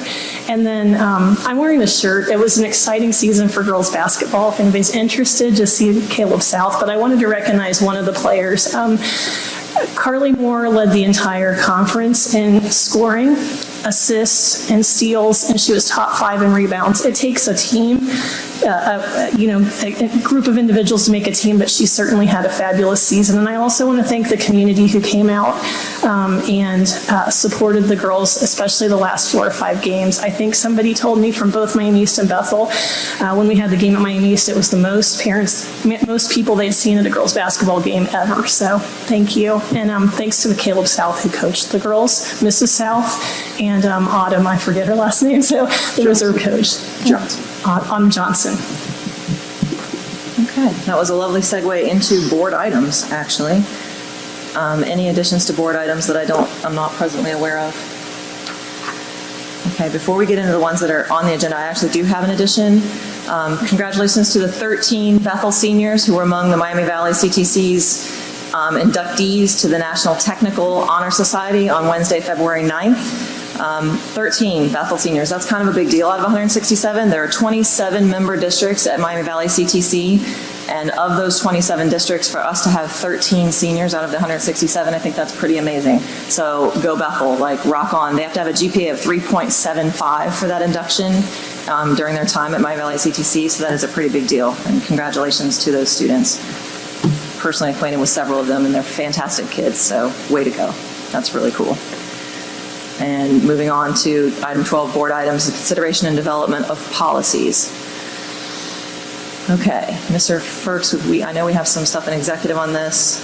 We had a proposal of a policy sent to us by a board member, and we were just going to kind of talk to you about how policies come to be on Bethel's board and what the process is for that. So when we want a new policy developed, and what that process is, we work with a company called Neola. They used to be the Northeast Ohio Learning Association or Learning Assistance Company, I believe it is. And their process or their business, what they do is they coordinate about 400 policies that we have. They're responsible for making sure that those policies talk to each other well, and that a policy doesn't contradict another policy, and that they're kept up to date when the laws change, when the case law changes, when statutes change, federally and at state, things like that. So we consult with them twice annually. Mr. Firks has a meeting coming up actually with our representative Norm Burkhart this week, actually, as he's due for his first update of 2022. And so we rely on them quite heavily for those updates, as do most districts. They work with actually 6 states, I believe now, but they're really heavily relied on in the state. One of the other partners you could go to and contract with this is OSBA, the Ohio School Board Association. There are some other businesses around that do those sorts of things. But Neola is our choice. We've used them for a great many number of years. So when we say, hey, we noticed this policy doesn't feel right, or we've heard it needs to be changed, we may call Norm up and say, I know it's not time for our annual update, but we want to tweak this, or we feel like it needs to be changed. What are your thoughts? We can kind of contact him in the middle of the year. But often he's already hit us with that update, or he's already emailed and said, hey, this is changing, I'll get with you soon. So he's pretty on top of things for us. If in the course of that, he doesn't touch us with a policy that we feel needs to be updated, we can send him a policy, and we've done that with the one that a board member sent us recently, and say, hey, this is one we'd like to propose. We would like to go have this added. Do you have something that's similar to this that we can look at? Some language that you may recommend that's been run through your staff and your attorneys that are the experts on this stuff? Or not? What are your thoughts? And he will come back to us with either some recommended language that they do support and therefore give us legal backing for, and that works well and meshes well with our existing policies, or he may come back and say, we don't have anything for that. You're free to go to your attorneys and get that reviewed, but just remember that if you decide to adopt that policy, we are not going to stand behind that policy should you choose to make that among your policies. And if there's a contradiction with another policy that arises that causes you a legal issue, again, not our problem. So that means that the whole contract we have with them would be null and void in the interest of that particular policy or the conflicts that would arise as a result. So that's just kind of the consideration and development of policies concept that we wanted to bring to light and have a discussion among our members. So I don't know if any other members have comments, questions. Mr. Firks, if you have anything you want to add to that discussion, have I kind of hit your relationship with Norm pretty well? Yeah, we meet 2, 3, 4 times a year, depending upon how heavy it is from Columbus and stuff that comes down the pipe. And so our first meeting for the 22 school year will be today's Monday. It'll be Wednesday. Yeah. Wednesday, and then he'll go over what he's seeing and what recommendations are, and then I bring those to you guys, and then you have input on those. And we usually do 2 readings before we vote on policy. So it's not just a blind approval. You go through them a couple of times, and it provides opportunities for board members to come up with questions. Hopefully provide those ahead of time so that I can get them to Norm and then have answers for meetings. Yeah, and it's not like cut and dried either. It's not like this is the only policy you can have about this concept. He'll give us options. He'll say, it feels like for the other policies you have, maybe this version or this language is better, that meshes better with yours, or here are 2 or 3 you can kind of choose from. He does give us some options. It's not like this is the only way or the highway. Like, we do have some choices that you guys will discuss or that you may bring to us and say this or this. And additionally, there are updates that are posted on our board docs. We'll have, here are the updates that are coming additionally. So we know kind of before Mr. Burke goes into that meeting, here are some things that are going to be coming our way that we can look at and be made aware of at the same time. And, we also hear from OSBA, we get emails pretty regularly as board members that the laws are changing, Ohio's about to have a meeting about this, or there's been a federal change. You guys get a lot of emails, I know I do. You guys get them too, I assume? I'm not the only one. Where we know that there's some things that have been changed or that's going to cause a change in our policies, and there's going to be some ripples that come down the pike. So just wanted to have that conversation so that no one feels slighted or no one feels like we're ignoring them when they say that they want a policy put just automatically, perhaps brought before the board and have a conversation about things. But when we do talk to Norm or when something does go through that process or, what have you, we will then put it on the agenda. We'll have a couple readings. We'll have some conversations about it to let people digest it, really think it through. The difference between a policy and a resolution. Resolutions don't require 2 readings. Resolutions are an opportunity where our attorney has said, I feel like if you want to make a statement about something, you have an opportunity to do a resolution, such as with the annexation. We recently did a resolution about the annexation back on November, October. Yeah. When was that? It was October, I believe. Yeah, and the board got together and said, we feel strongly that if an annexation were to happen, that they should do something to control like roadways and growth, and possibly the county can help out with that. We did a resolution last school year in support of the Fair School Funding Act. Yep. We thought it'd have a great impact on Bethel Local Schools. Absolutely. And adding some additional revenue to our district from the state of Ohio. we obviously are the right to petition our government to impact change. And so we wrote a resolution, sent it off to our local reps and our state reps to say, hey, this is a good thing for Bethel. We would appreciate your support for the Fair School Funding Act. So that's kind of a way for the board to message without, we're not putting out policy, we're putting out messaging. And resolutions are more messaging than they are policy. That's never the intent with a resolution generally, is they're not meant to change our policy, they're meant to signal our feelings about things, generally speaking. And we try to keep statute language, legal language, case law, things like that are generally not mentioned in a resolution. We tend to try and keep it more of, the board feels that, whereas this situation exists, this situation exists, thereby the board asks that. So we may direct Mr. Perks to do something, we may ask that our legislators do something. It's more requests and feelings and position as opposed to actual policy that would be in our policy handbook. So that's the feeling anyway, or how it's been explained to me. So when you speak extemporaneously, sometimes you say things not exactly the way you mean. So I apologize if I didn't say that exactly right, but that's my impression. Anybody have any corrections or tweaks or things I feel like I said correctly? So, okay. Anything else further under item A, or that anybody wants to add? Mrs. Franz, I see you reaching for your mic. So is this where I have the opportunity to speak on the board resolution? We're moving to item B here in just a second. So anything further on development of policies or consideration of policies? Anyone? What item are we on right now? We're on item 12A. Okay.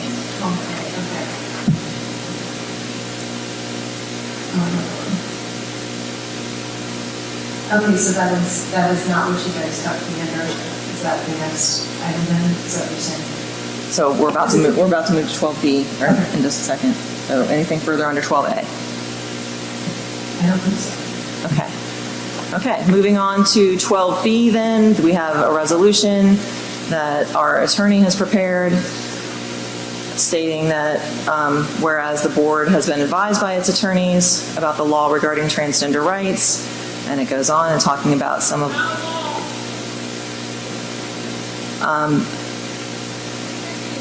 regarding transgender rights, and whereas the board has been provided legal analysis regarding these students' rights, and whereas in addition to the legal rights of transgender students, the board hereby declares that all students shall be guaranteed an educational environment free from discrimination on the basis of sex, including discrimination in the form of sexual harassment, and including discrimination on the basis of sexual orientation and gender identity as determined by case law, and whereas the board maintains the tremendous importance of protecting the privacy of all students and of ensuring that all students are treated equally while having equal access to our educational program, now therefore be it resolved that this board directs its administrative staff to formalize its guidelines for addressing student identity issues in the following ways.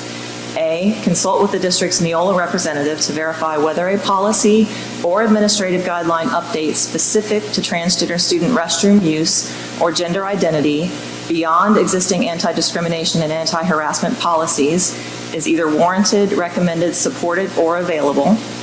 B, post written district protocols currently in practice on district website outlining the mandatory case-by-case meeting regarding gender identity assertion between the administration, parent, if student is under 18, and student to take place prior to the implementation of any accommodations to discuss what supports will be implemented. And C, determine at the building level whether there are any necessary or relevant updates needed to student handbooks related to above district protocols or regarding disciplinary actions for any improper usage of restrooms by students who have not adhered to district procedure for gender identity assertion or in cases of harassment of those who have. Be it further resolved that these guidelines be presented to this board for review and input prior to final publication. So there we have it. And this is on for a motion and a second and a possible vote.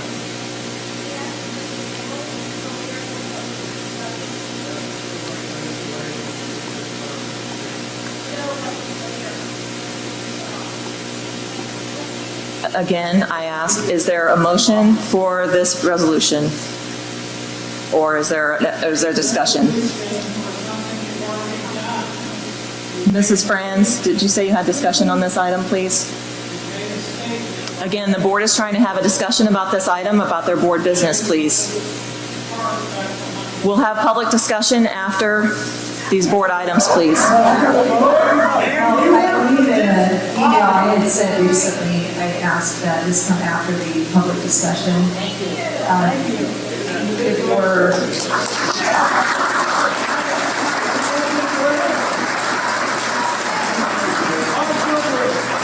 If we're going to open this for discussion now, I'd like to go through, some of the concerns I have with this particular resolution.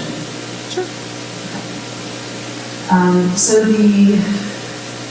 I would like to point out that we have never met collectively as a board in an executive session with an attorney present to have a discussion on this.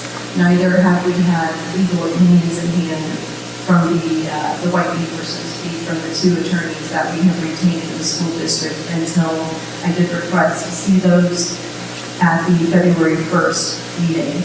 And in a recent discussion I did have with John, one of our retained attorneys, he recommended that we all meet together to get our questions answered and discuss how we'd like to move forward. And he did make a great point that 40% of the board wasn't present in the beginning when initially faced with this issue. So, additionally, this decision was unilaterally made by administration, announced by our newly elected board president on January 10th. And again, without ever having the official white paper copy of the opinions in hand. So with this resolution, been advised in this context, the resolution, I just want to clarify, means that written legal opinions that the board has received, okay? So after I asked on February 1st. I also want to point out that case law is not statutory law. And I clarified with the school attorney that there is no existing statutory law, state or federal, that dictates that we must allow a trans-identified student to use the restroom of the sex they identify with. And also, furthermore, he stated that the Bethel School Board could choose to continue operating in the unwritten practical policy of the district, what has been our guiding practice for decades here.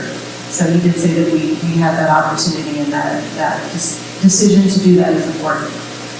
And I would also like to just point out in the section under B there that it is, just ask the question, why are we, it seems like we're kind of circumventing our responsibility to make a new guiding policy for the district regarding restroom use, and why are we going straight to identifying administrative guidelines? It seems backwards. As my understanding, our administrative guidelines are developed to implement the guiding policies of the district, which are created by the board.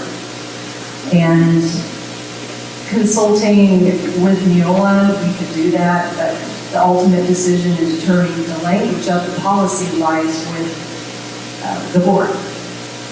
So,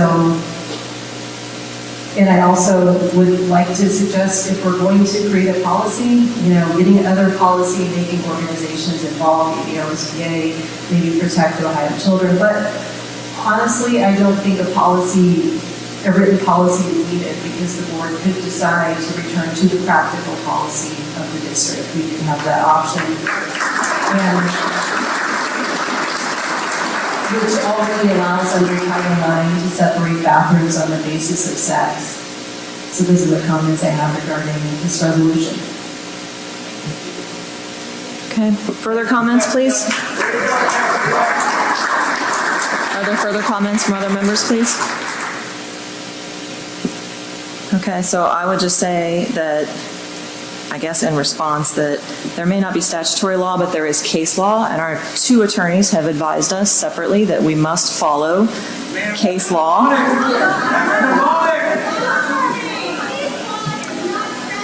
The guidelines that we have to implement, the guidelines that we are implementing, our administrative guidelines, actually do follow board policy. We have anti-harassment and anti-discrimination policies in our policies already. And I feel like this is a misspeak, actually, to say that we can operate in the practical way we have for decades, because the case law has changed. And in District 6, U.S. District Court, District 6 that Ohio is a part of, has already stated very clearly how the district must operate. Per our attorney's white papers, which are quite extensive, it says very clearly how we must operate. So that's my rebuttal and my response to what we have. We do have policies in place. We do have to obey them. It is the law, and that is what we have to do. So that's what I have to say.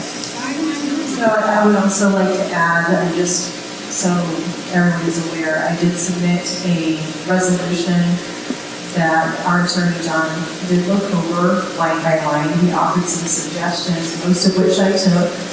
And this is kind of a counter resolution to what was proposed here. And it wasn't, I don't believe it was added to the agenda, or there may not have been enough time to add it. But I do have it with me here tonight, and I could read the counter resolution, and we can have discussion on that now or later. And again, I just want to reiterate that talking about policy here tonight, this is something we don't think we really need to have a policy for. If the board makes the decision to return to the practical policy that has been the district, guidance for decades, and we can make that decision, and we can walk back the decision that was made recently. Okay. So, any further comments about this item from any other board members? Well, I just Mrs. want Donahue? to ask if we could delay this for another meeting, remove it from the agenda tonight and delay it for. So that was going to be my next question, actually. Like, is there going to be a motion and a second on this? Does anyone have a motion or a second? Look at all these people. What do you think they're here for? It's coming. So it does seem clear. When you decide what gender is going to go in the bathroom, God decided that for you, ma'am. I would like to speak in my meeting, please. It's your meeting. It seems clear that You work for this body. there goes the gavel. It seems clear that this resolution is something that needs to be put aside for just a moment. Mrs. Franz, you did ask for an executive session with our attorney this evening, is that correct?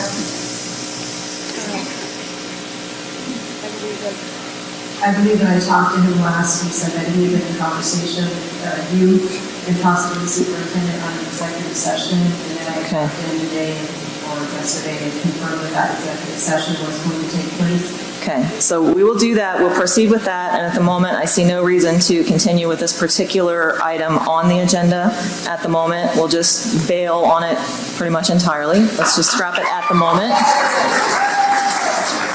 Understanding that with two conflicting resolutions anyway, it just really doesn't make sense at the moment.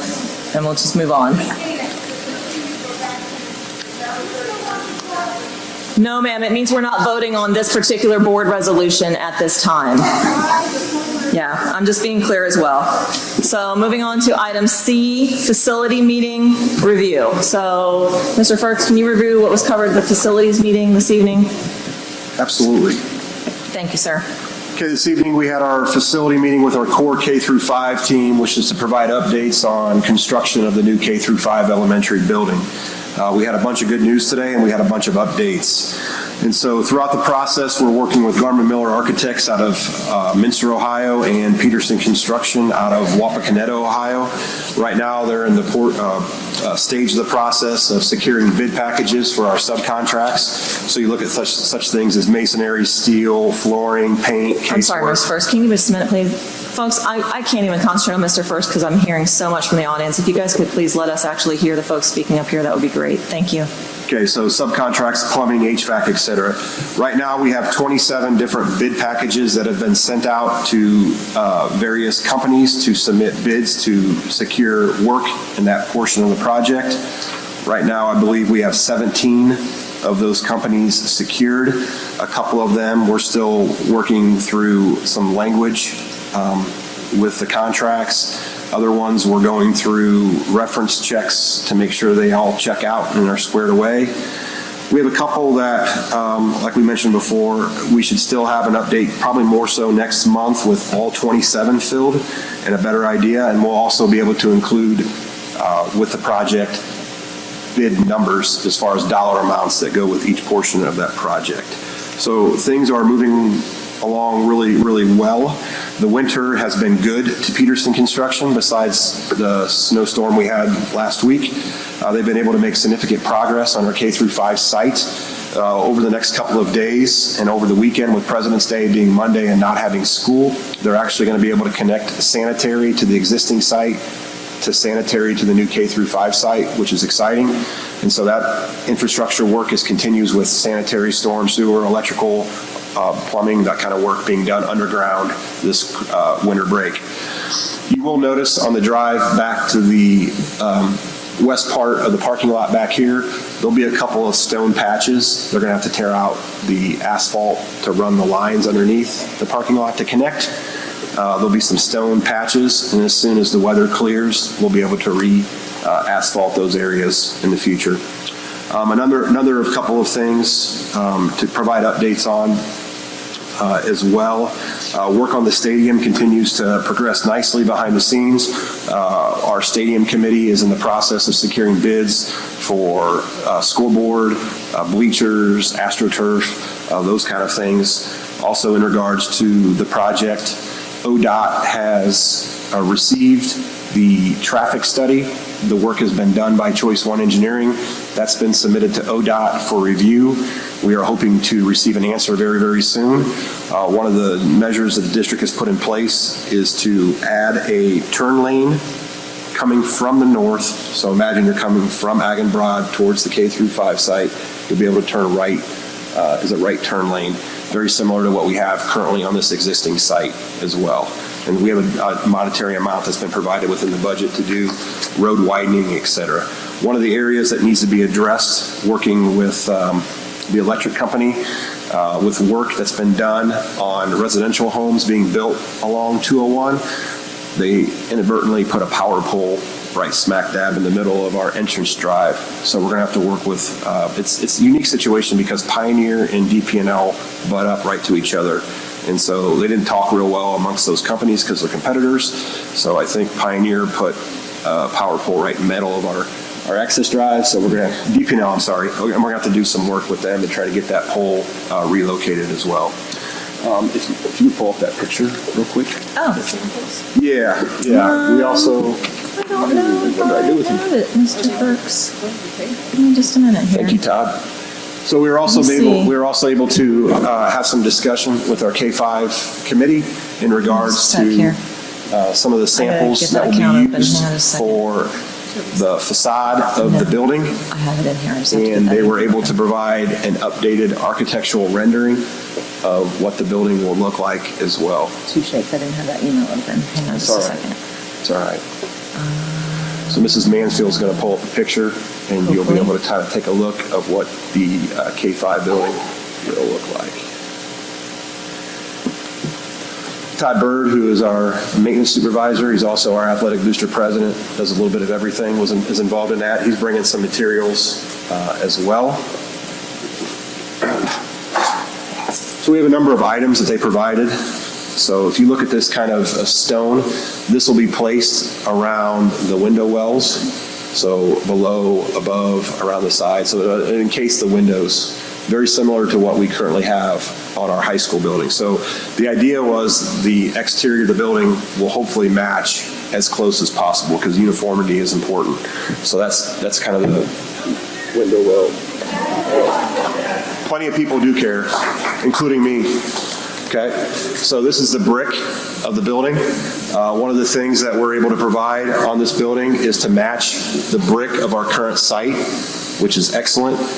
To be honest, going into it with the value engineering and the budget costs that we've had to cut from the project, we almost had to go to a split block face. One of the good news items that we received today was that Peterson Construction is going to provide some owner contingency money, meaning on their end, construction manager at risk, and they're now going to replace the split block facing with all brick. The great thing with that is this is more durable, it lasts longer, it holds its color. Some of the split block face has some issues with moisture and allowing water in. So we're really excited about that as well.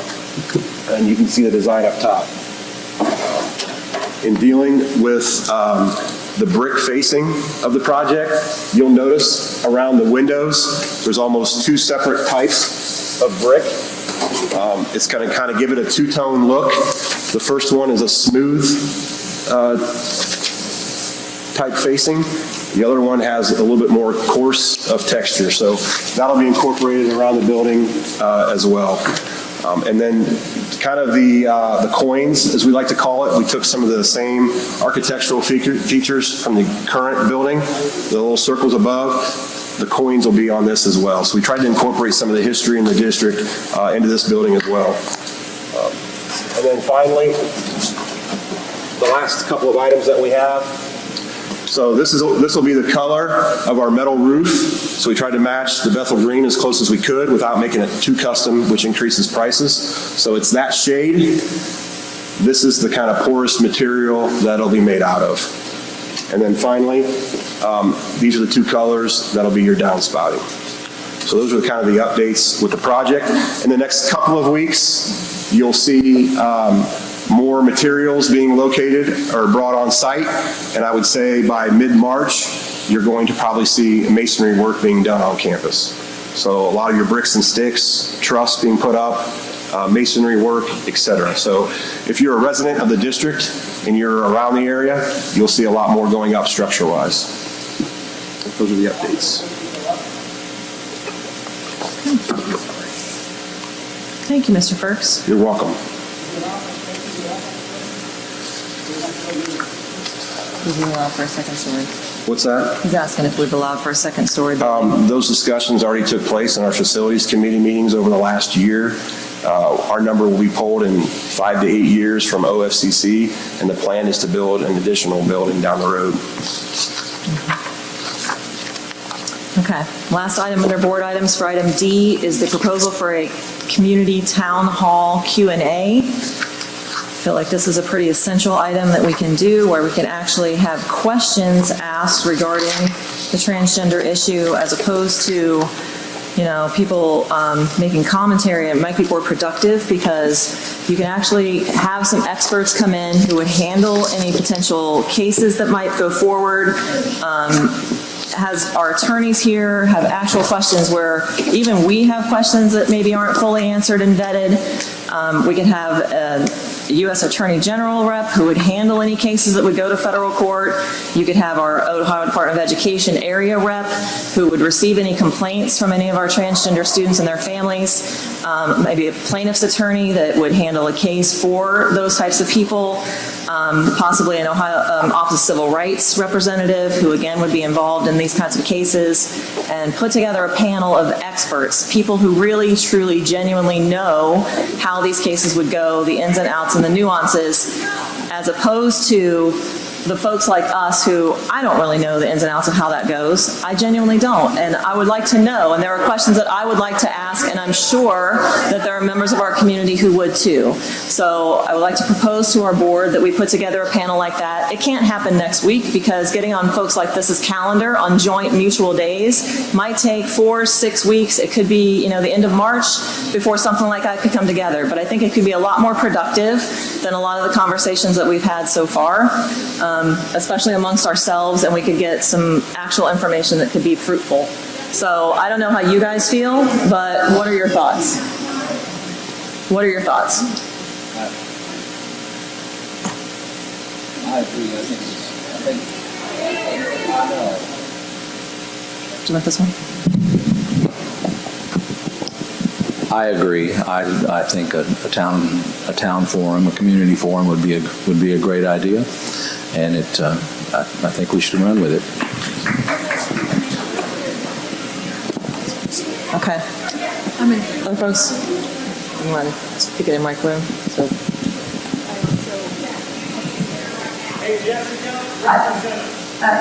I also agree that a community forum is a great idea, and I believe that should have been done from the get-go before we made this decision.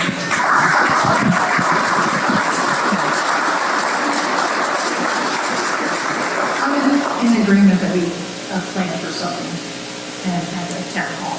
Okay, but just to be clear though, like if we were to bring in folks like this, it can't be an opportunity for people to like, you know, just express opinions. It has to be legitimate questions. We want questions asked to get actual answers. So people would have to come with an actual question to ask these folks to get an actual answer, not just to like, you know, give them an opinion. We need to actually solicit questions. So if you were going to come and attend something like that, members of this panel, my board members, friends here amongst the board, are you prepared to come with actual questions to get actual answers as opposed to, you know, just an opinion? I'm sure they understand what the opinions of the community are, these folks, like an attorney general and an ODE rep.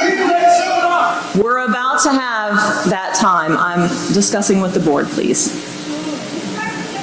Sorry, were you posing that question to the board members? To the board members, like, are you okay with changing we wouldn't have the same rules we would have for regular addressing the board, you know, hearing of the public rules. We would have to develop a different set of guidelines for that because we'd have to move more like you have a certain amount of time to ask a question and then possibly a follow-up question, but it can't be you get 5 minutes to just say whatever kind of a thing. I don't think that would be as productive. Does that make sense? So, Maybe we should have some questions. okay. This is Mansfield needs to play. Sweet. Okay. I think the town hall is a great idea. And I think my only concern is that we have a wide variety of experts so that... I'm sorry, Mrs. Franz, I can't hear you. I can't hear you. My only concern is that we do get in order to fully vet this, that we get all sides of the issue. So I'm interested in having attorneys there because there are different sides there. You're going to get a different opinion so that we have our board attorney there. We can have, if he's available, John. We could perhaps have another attorney there that can provide a different perspective on what our responsibility here is at Bethel. I've spoken with 3 attorneys who have a very different idea of what our obligation is, and what we would need to do in this situation. And also, you know, I just want to make sure we're not going to fill the time with a bunch of bureaucracy. I don't think that's anyone's intent to fill with bureaucracy. I really don't think so. I would be concerned about too many additional attorneys. I mean, clearly we pay district attorneys. You know, we already pay attorneys to represent the district that were already, you know, attorneys that were here before I came, attorneys that have, you know, Mr. Perks has worked with in other districts as well. So I don't want to have non-vetted, I guess, attorneys. I don't want to have too many, but certainly we could have one attorney that perhaps does not represent the district in addition to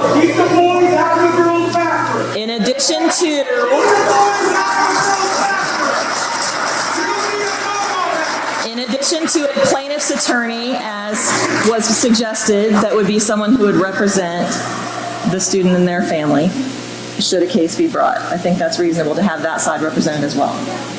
Fair? You mean from both sides? Is that what you're saying? Like from both sides of the issue? Sure. We would have attorneys represented. And if cost is an issue, I would be happy to cover that cost to have an attorney. So I'm not asking the board to cover that. Sure. That's fair. Okay, so it sounds like that's something that everyone's okay with and that I can like start working on putting together and trying to get a date that calendars work for the suggested people that we have. And Mrs. Franz, if you can get with me and like give me some names of people you would like to have included, and I can try and reach out with them too. Is that great for you? Anyone else has ideas of folks that they would like to include, please also, you know, reach out, and you too, Mrs. Donahue, okay, and Mr. Perks as well, okay? Okay, great. That's awesome. I'm very excited to have that because I think getting actual answers from people who would actually handle these cases would be so productive. Okay. Remember, your community is who you represent. It's the community. It's not the lawyer. The community has no lawyer in the bathroom. Period. a wide and varied community, as I'm sure these slips are about to vet out. So we're about to hear from some of those folks now. And item 13, hearing of the public. Now, before we begin, let's go through some of the rules here because I think it's very important that they are understood. Public participation at board meetings. The Board of Education recognizes the value to the school governance of public comment on educational issues and the importance of allowing members of the public to express themselves on school matters of community interest. The board offers public participation to members of the public in accordance with the procedures below, which I'm about to read. The board applies these procedures to all speakers and does not discriminate based on the identity of the speaker, content of the speech, or viewpoint of the speaker. The board is also committed to conducting its meetings in a productive and efficient manner that assures the regular agenda of the board is completed in a reasonable period of time, honors the voluntary nature of the board's time and using that time efficiently, and allows for a fair and adequate opportunity for input to be considered. Consequently, the public participation at board meetings will be governed by the following principles. The presiding officer of each board meeting at which public participation is permitted shall administer the rules of the board for its conduct. The presiding officer shall be guided by the following rules. Anyone having a legitimate interest in the actions of the board may participate during the public portion of a meeting. Attendees must register their intention to participate in the public portion of the meeting upon their arrival at the meeting. Participants must be recognized by the presiding officer. We have not done good with that today. Each statement made by a participant shall be limited to 5 minutes duration unless extended by the presiding officer. No participant may speak more than once on the same topic unless all others who wish to speak on that topic have been heard. All statements shall be directed to the presiding officer. No person may address or question board members individually. The presiding officer may prohibit public comments that are frivolous, repetitive, and/or harassing. Interrupt, warn, or terminate a participant's statement when the statement is too lengthy, abusive, off-topic, obscene, or irrelevant. Request any individual to leave the meeting when that person does not observe reasonable decorum or is disruptive to the meeting or to the conduct of the meeting. Request the assistance of law enforcement officers in the removal of a disorderly person when that person's conduct interferes with the orderly progress of the meeting. Call for a recess or adjournment to another time when the lack of public decorum so interferes with the orderly conduct of the meeting as to warrant such action. Waive these rules with the approval of the board when necessary for the protection of privacy or the administration of the board's business. And item H, the portion of the meeting during which the participation of the public is invited shall be limited to 1 hour unless extended by a vote of the board. So those are the guidelines we're operating under now. Our 1 hour is about to begin. Mr. Elam has agreed to keep the 5-minute timer for us. The first paper I have is from Jim Crowley. Mr. Crowley, are you here? Thank you, sir. And the timer will start whenever you're ready. Thank you, sir.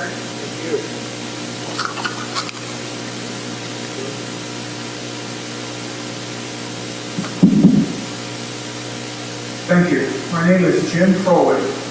My wife and I have lived in the Bethel School District since 2006. We have a daughter enrolled in the 6th grade here at Bethel. I'm a Christian, and I believe that all people are precious and made in the image of God. I have empathy for everyone on all sides of the issue of transgender use of restroom and locker room facilities, including all students, parents, staff, and board. Although we didn't become parents until 2009, we chose to live here largely because of the school's reputation. We are seeking somewhere where our children would be first and foremost safe, and second, would receive a quality education. Let me reiterate, keeping my little girl safe is the single most important thing to me regarding her time at this school. Any policy, stance, or procedure must be scrutinized first on how it impacts the safety of all children. I have great respect for the staff here at Bethel Local Schools. They have a tough job, and I've been pleased with the care and education that my daughter has received. However, I strongly believe that none of you are qualified to determine when it is safe to have a biological male in the girls' bathroom. This is not a slight to the staff. The issue is immensely complicated, and their training was not centered on this issue, and frankly, it is not their job. Any policy or procedure needs to be looked at through the lens of how could this go wrong? How could this be abused? Is our staff sufficiently trained and qualified to risk the lifelong damage that a mistaken judgment could bring about? Is our facility laid up to support the potential extremes of implementing this policy? Simply stated, I do not trust that this school has the ability or the authority to decide when the risk of having any male in the bathroom or locker room with my 12-year-old girl is acceptably low.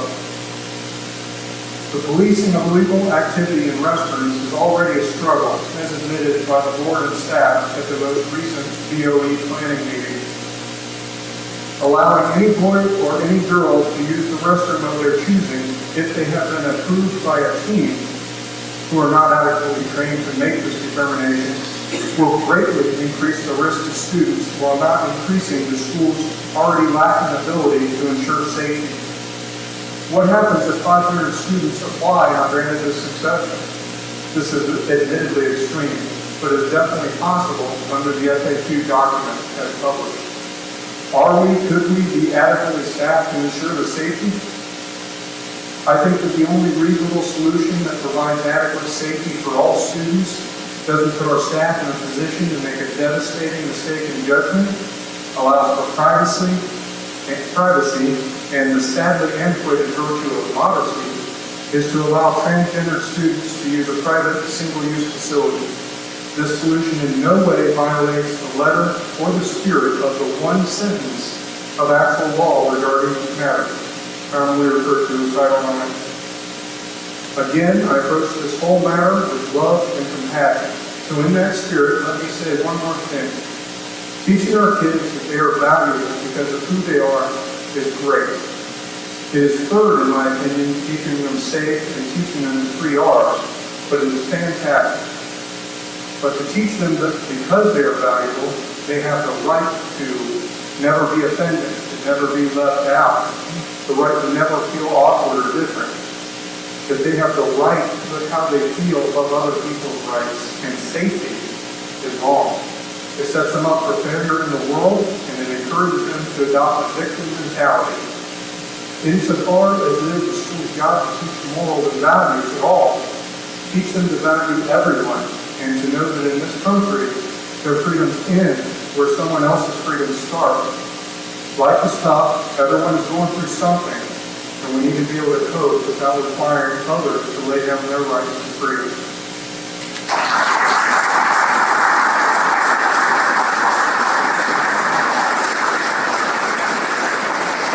Thank you, Mr. Crowley.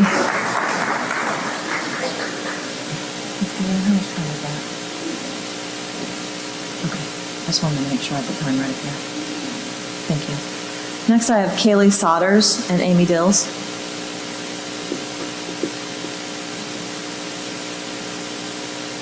Welcome, ladies. Your time will begin when you start. Hello. Hi, I just wanted to be able to let you as the board know how much I appreciate expressing that you're looking at and showing the bravery that you are to support all of the students. And that's where I mean all of the students. I do support the students that are struggling to even identify. They don't know. So just because you have an appendage between your legs doesn't make you a man.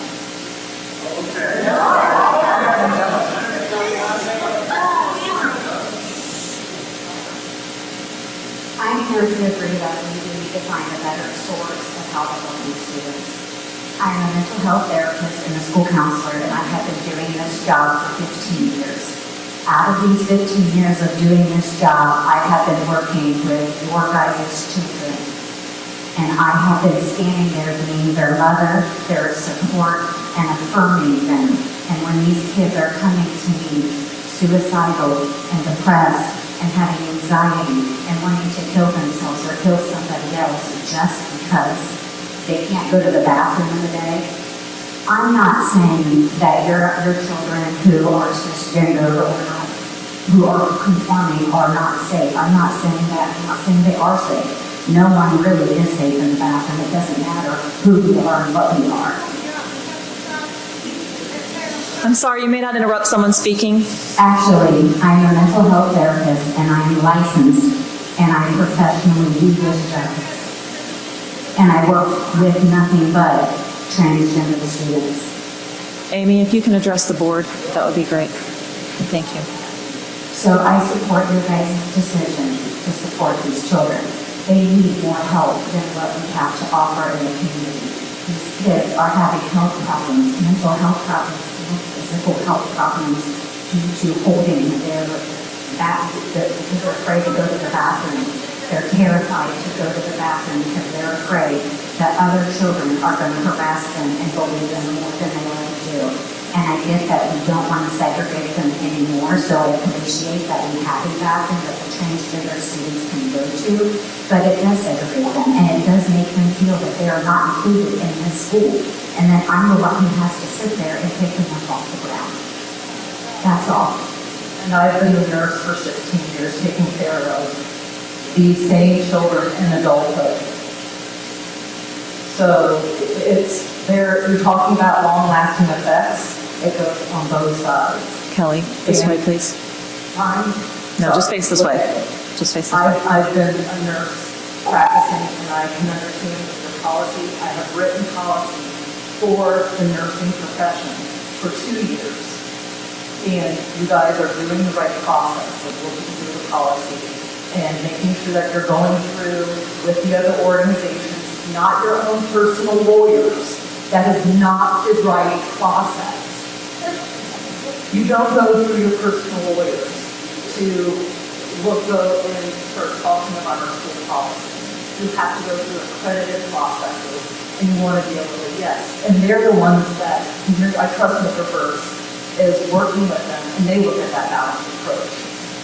So maybe you need to understand more about the organizations that you're hiring.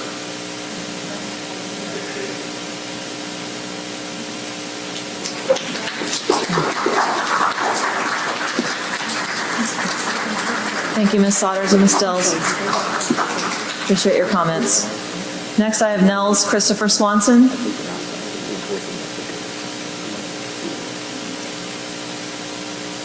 Your time will begin when you start speaking.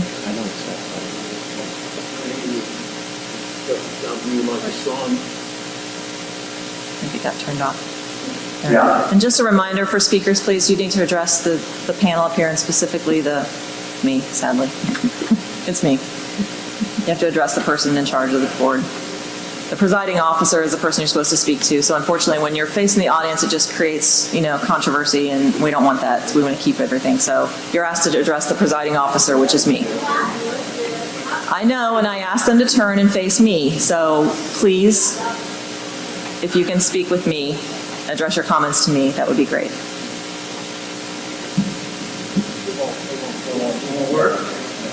It doesn't fit on there. I'm sorry. Sorry. My name is Chris Swanson. I graduated in 1968.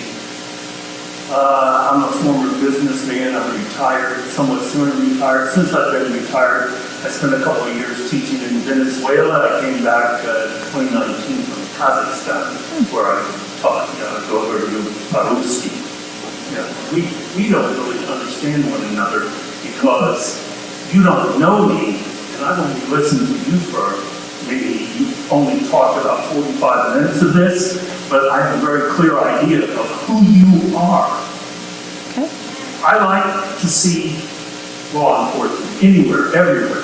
I lived through some war in El Salvador, so I've heard a couple of people out here that might be Confederates, and that's what concerns me, because I think your speech is insane, and I don't think you even know that. talk with duplicity. You say you're going to do one thing, and then 15 minutes later, we hear you criticizing what you said you were going to do. I'm very confused. But if there is a Confederate out here, I hope that the law enforcement recognizes it, and we don't have a situation here like we see on YouTube, where the public, because they feel strongly, misbehaves. I want this to be according to Robert's Rules of Order, and I would have appreciated if several of these people, I know they feel strongly, but if they would not shout out. Because if we maintain our cool, we'll just continue. We'll have a very good meeting, and you'll understand who we are and what we want. I don't know if I should take the time. ABC News talked about what Facebook had given as, we don't want to offend anyone, do we? And the superintendent gave us something with regard to its Title IX. And I'm a former legal yeoman. I worked for JAG in the Canal Zone 50 years ago, and I maintained a law library. And I had a couple of lawyers that I worked for personally. And if I had said, well, you wanted to know about that law. Well, here's the law. It's the U.S. Constitution. Or it's the UCMJ. They would have said, no, no, no, no. Go back and cite specifically why we can say what we're going to say, what we're going to do, how we're going to do it. You cannot stand up in a court, in a military court. You can't do it and say, well, it's under Title IX. Well, thank you for your time. Thank you very much for your comments.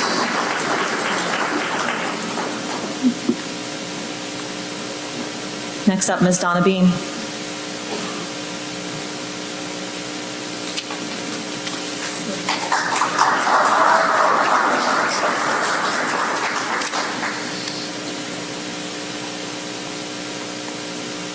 Awesome. I think it is. As of January 1st, the Bethel Board adopted transgender vaccine policy. January 4th, I emailed Bethel Superintendent Mr. Brooks and requested what law would you be following to allow a male boy to go into a female bathroom. His reply was a prepared statement from the district legal representatives. It was basically a copy-paste statement from Title IX. I had heard of Title IX but did not know many details. After much research, I learned Title IX was written in 1972. In fact, it's a quite simple law. Title IX is a law correcting wrongs done to women over the years in education and sports. It is written specifically as a biological sex regulation not intended for sexual orientation or gender identity. The Supreme Court of the United States has not changed the law to include SOGI persons. Neither has Congress. The law is in flux.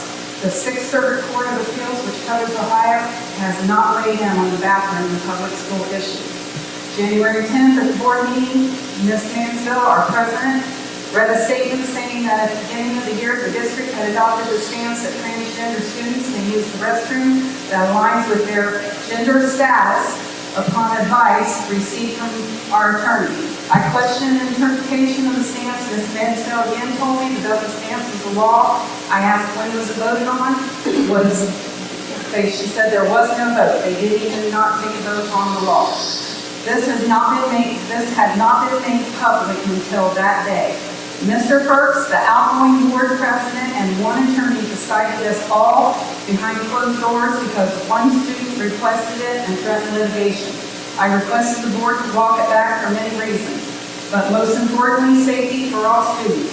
Every board member up here tonight held your right hand and took an oath when you were sworn in to uphold laws that are in effect. Nowhere in the original Title IX does it say include TGSI persons or education bathrooms. The Supreme Court has not ruled on this specific issue as today, and it's not even on the docket. I did ask for a request for a community forum, and I thank you for that. February 1st work session, the bathroom policy stance was discussed and changed to procedure. Mr. First stated that procedure procedure does not have to be voted on. By doing this, Bethel would not have to have a bathroom policy. Then the Q&A was suggested and put out on 4-to-1 approval. Mrs. France disapproved. After reviewing the Q&A, I see why. It's complete information and propaganda. It was molded after Troy City School. Troy is no way in the same position as Bethel. The Q&A was designed to tell us to shut up and go away.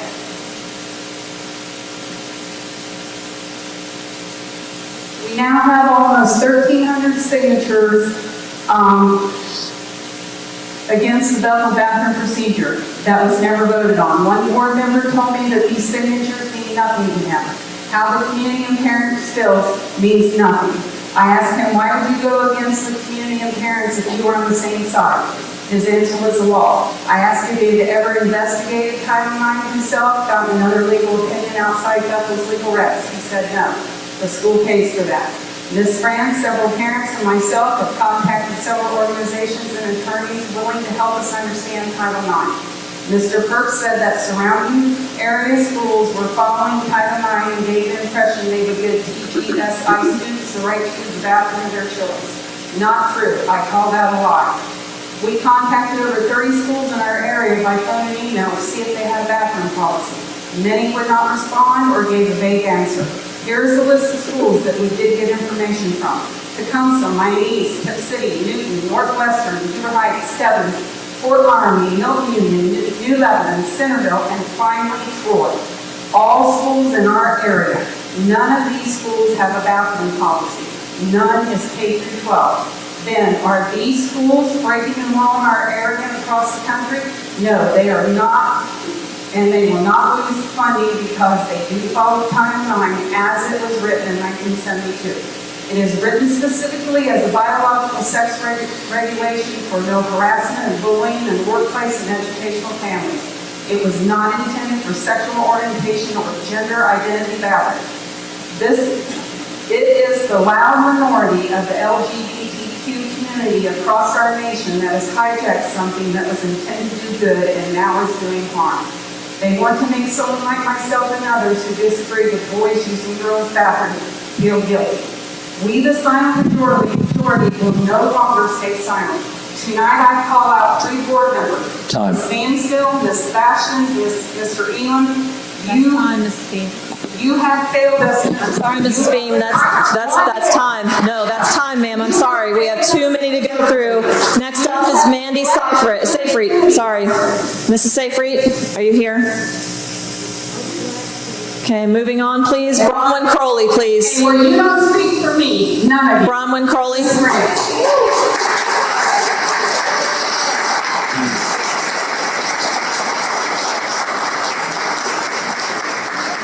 Lady had to leave for work. She asked me if I read this. You're speaking for whom, please? Mandy. For Mandy? Okay. You ready to start the time? And your name is, please? I'm Tim Ashton, and I'm thank you all for your service. So this is from Mandy, who had to go to work, and she said, thank you for allowing me the time to understand and voice my concerns.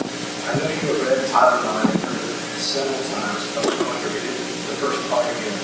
Title IX says no person in the United States shall, on the basis of sex, be excluded.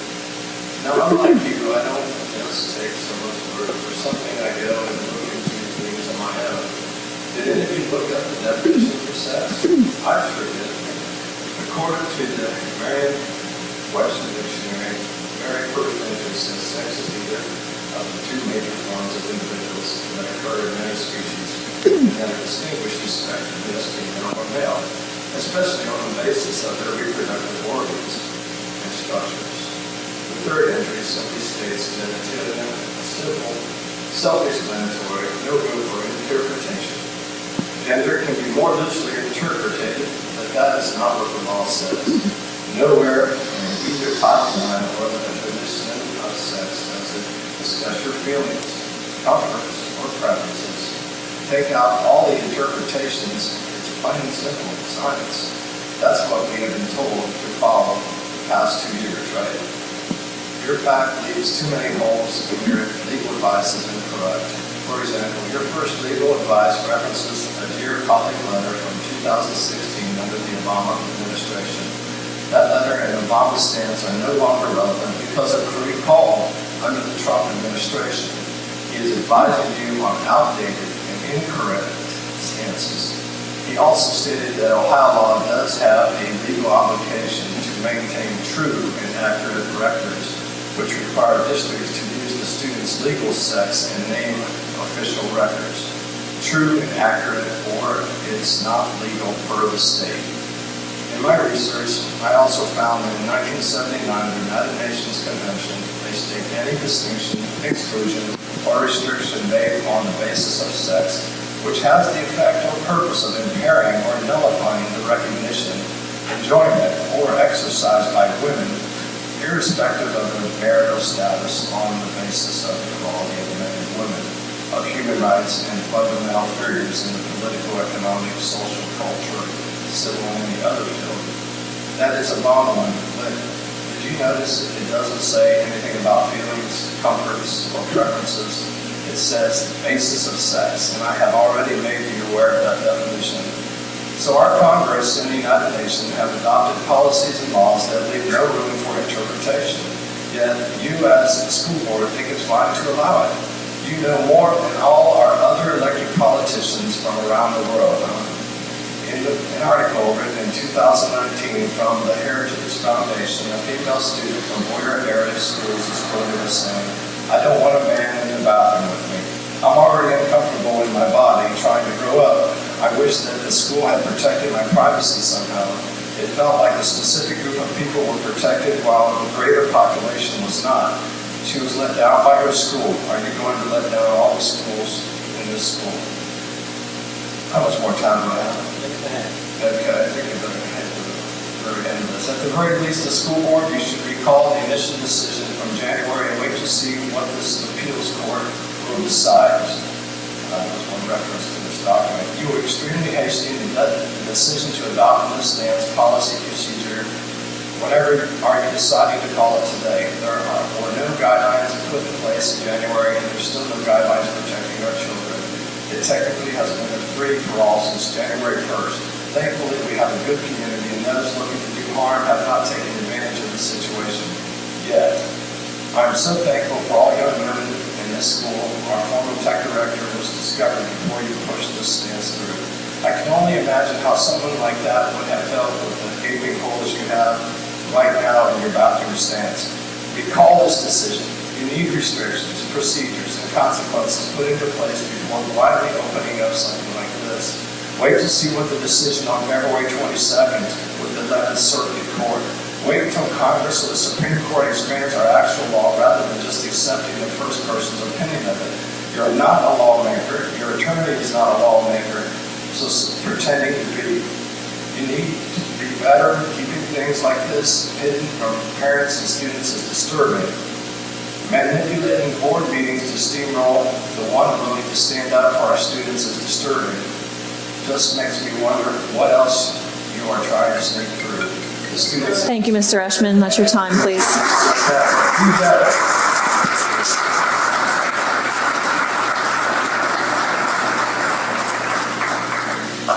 Next up is Bronwyn Crowley.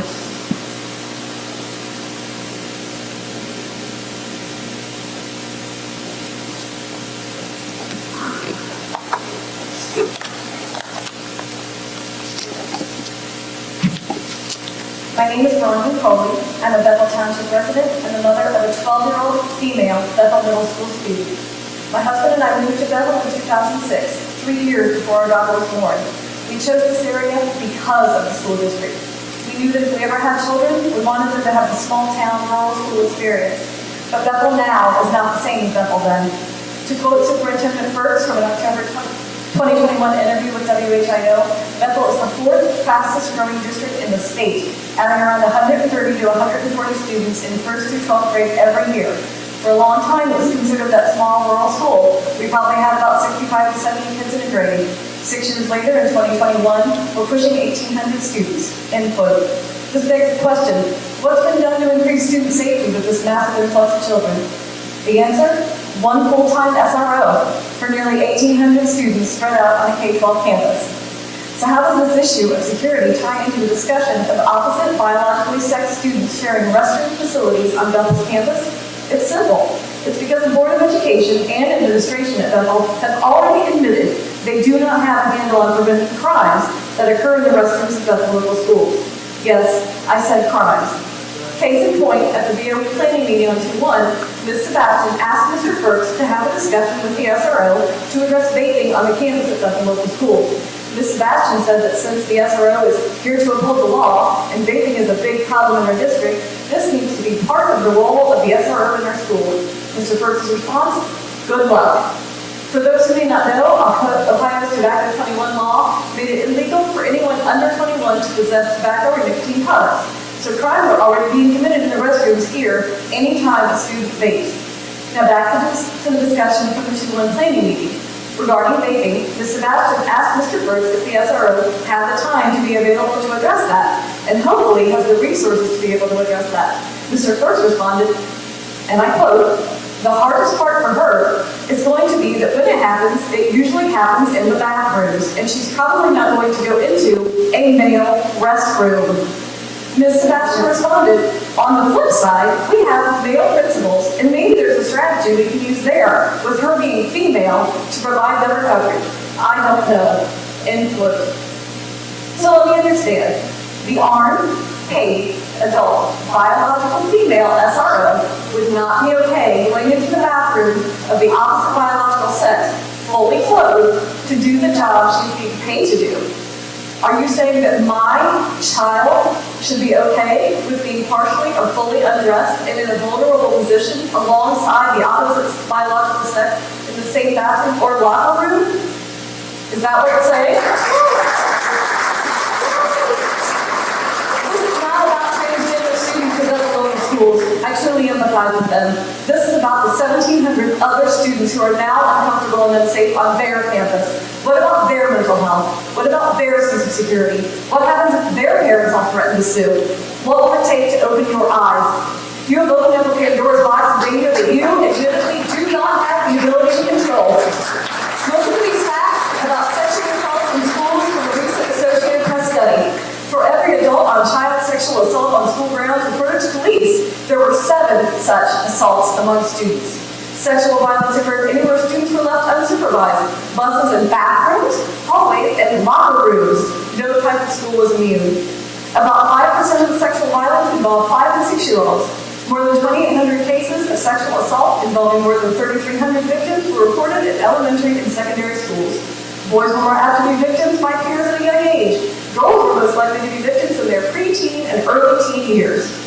If you continue to allow opposite biologically sexed, partially clothed children to share admittedly unprotected restrooms and locker rooms in your building, you cannot expect anything good to come from that. With a severe lack of guidelines in place and your inability to monitor the restrooms and locker rooms now, you are setting yourselves up for tragedy. There's already talk among some middle school boys daring each other to use the girls' facilities. What do you think the next dare will be? Exposing themselves, forced oral sex, sodomy, rape? Hormones are raging in the building, wipe their genders together, and add in nudity when the law does not demand it. Science has repeatedly proven that brain development does not reach full maturity until the age of 25. You're expecting children to have more maturity and self-control than they are biologically able to have. Walk back your stance and stand up for the overwhelming majority of students on your campus. It is not too late to do the right thing. If you agree with me, please stand and thank you.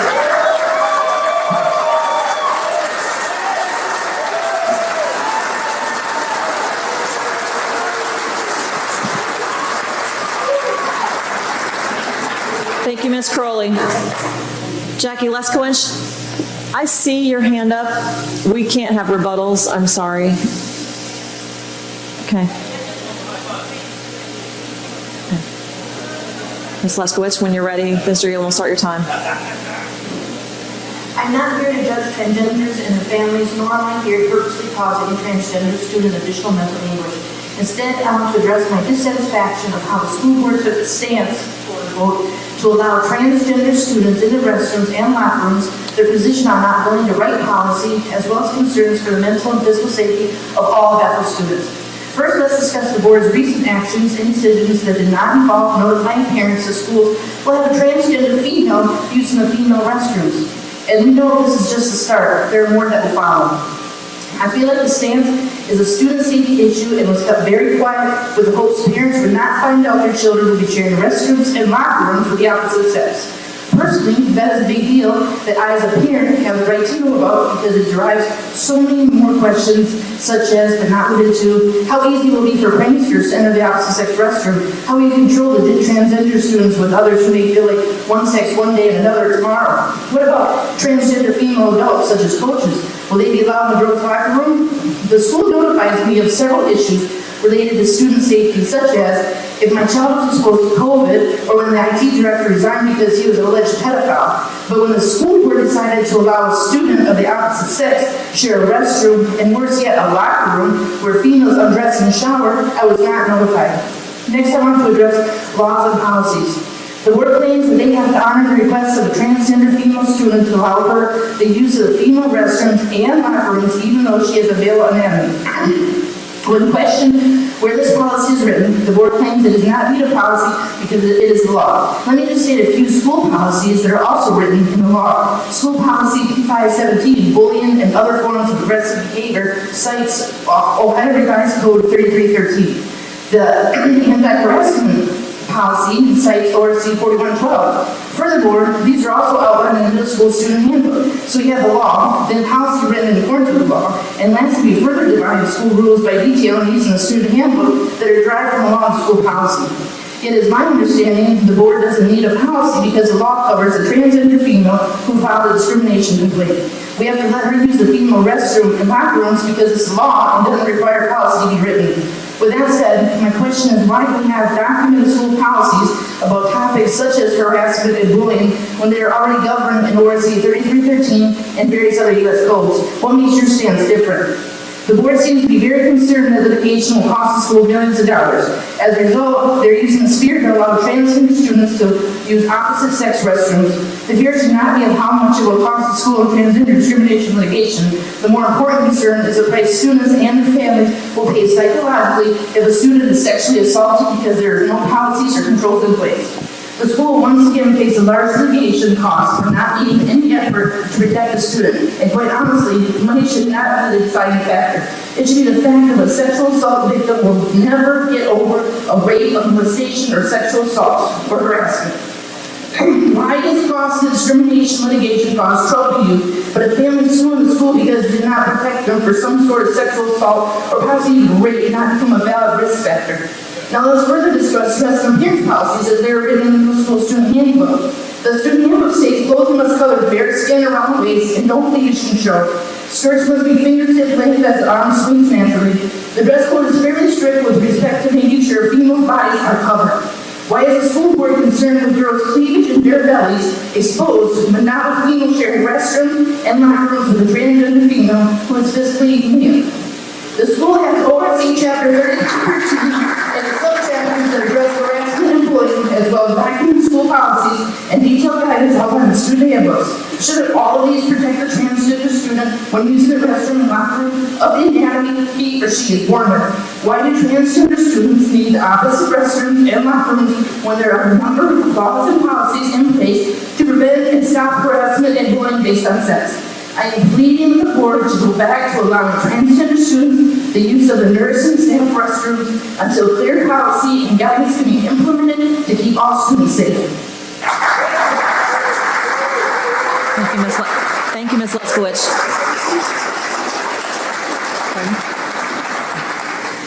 Tiffany Eastman.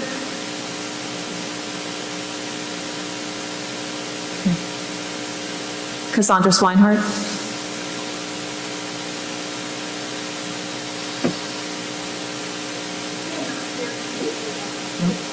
I think so. I am not here to debate the law with you. Others have already discussed this. But I will say, keep in mind that Title IX became law in the 70s and is only one country. How does the administration expect student staff and parents to understand what this means of Bethel when politicians and attorneys across the country cannot agree to align on this interpretation and the reach of this one country? I understand the world is evolving and we must change and adapt. My concern isn't about the small number of transgender children hurting other kids. My concern is safety for all kids and a lack of a policy that shows the school board's lack of concern over these issues and refuse to acknowledge a vague policy on a one-sentence proposal. At the February 1 board work session, the board was concerned about students vaping in restrooms. But there was a lack of resources to monitor this in the restrooms. It was mentioned that the female resource officer would not be comfortable going into the men's restroom. Is this a real concern because we can't monitor the restrooms where we're putting our children? Is the resource officer really uncomfortable monitoring the men's restroom to expect our kids to handle this type of situation? A dress code policy is detailed in the student handbook. Kids are sent home for violating this policy. What is the purpose of the policy, I ask you? Apparently, if girls wear spaghetti straps, short skirts, the boys will be distracted. So there's a policy made to remove these distractions from the learning environment. Whether you agree or disagree with this policy, the point is administration feels it's important to protect our kids. One might argue that we should teach our kids to be respectful and do the right thing, but we still have a proactive policy to address this. There's a policy that does not allow kids to carry book bags in the classroom. What is the purpose of this policy? The concern and fear is that students can hide weapons and carry drugs in their backpacks into the classroom.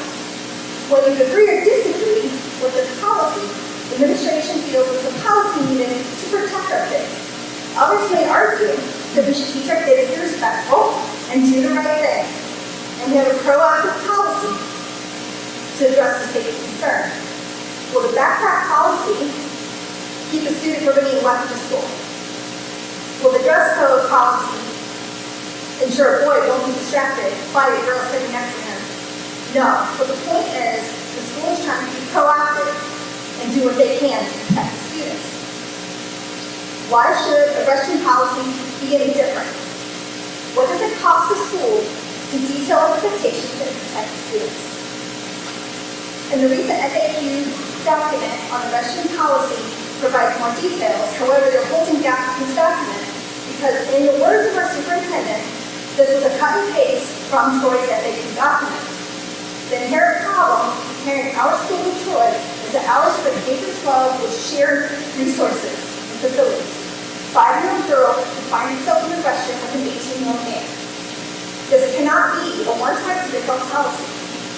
FAQ clarifies that this is not in any time, anywhere, and not just anyone that can make a choice in the restroom, choose the restroom of their preference, which does meet some parents' minds. However, how are you monitoring this?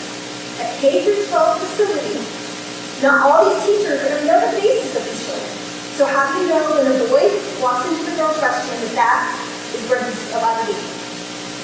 Partitions are mentioned in the FAQ document as a something this district is destroying. Where is the board with this initiative? Has this been discussed and to what extent? I want to know. We always think this isn't going to happen to our kids. At our school, and the school administration has our kids' best interest in mind.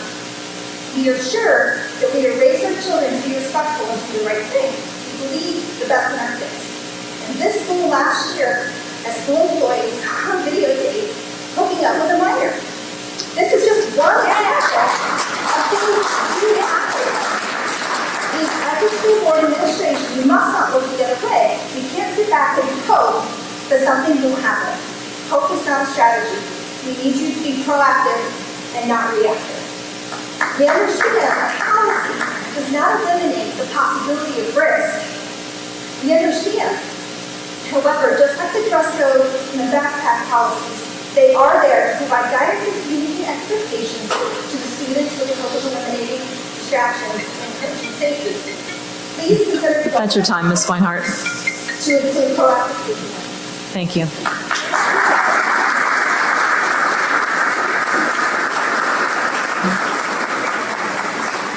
Heather Chappell. Okay. Sean Babb.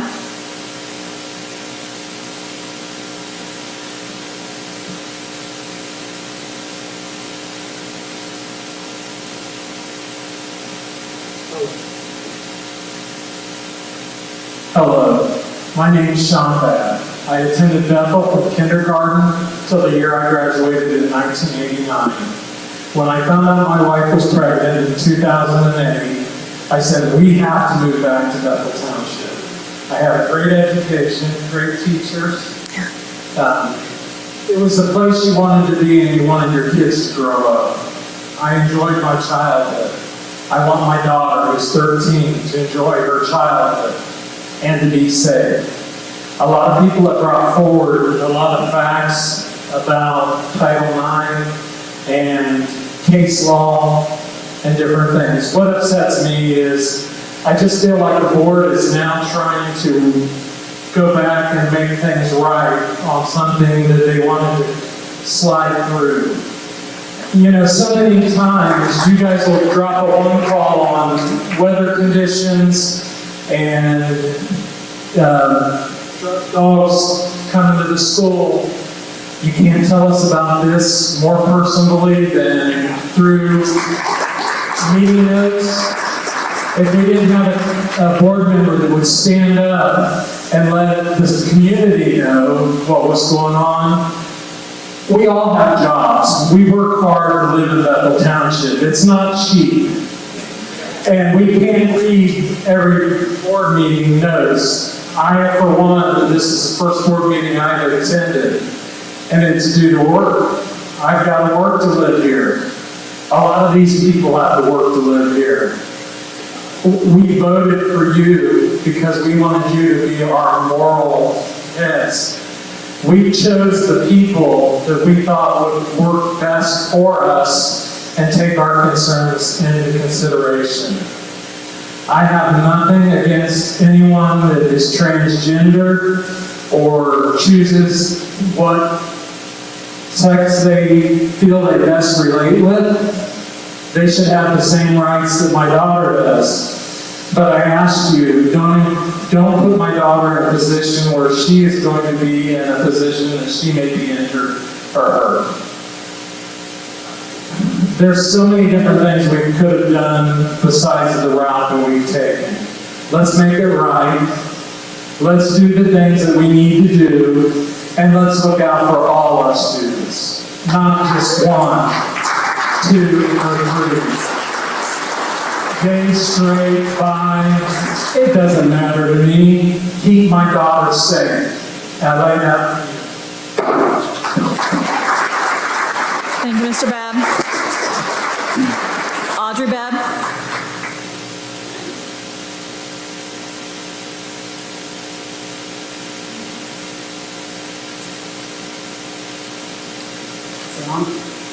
My name is Audrey Babb, and as my husband just stated, we moved here specifically for Bethel Schools. It's not the same Bethel that my husband fondly told me about. For years and years, I heard about Bethel Schools and how great they were. Now we're here doing this. Do better for our kids. Don't put one child's mental health above 1,700 or 1,800 other kids' mental health. What about them?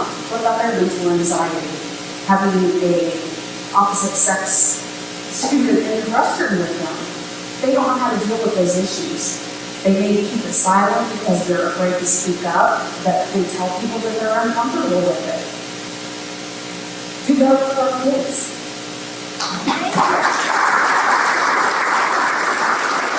Thank you, Mrs. Babb. James Coburn? Mr. Coburn still here?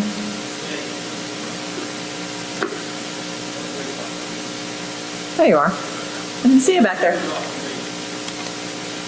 Okay. Okay.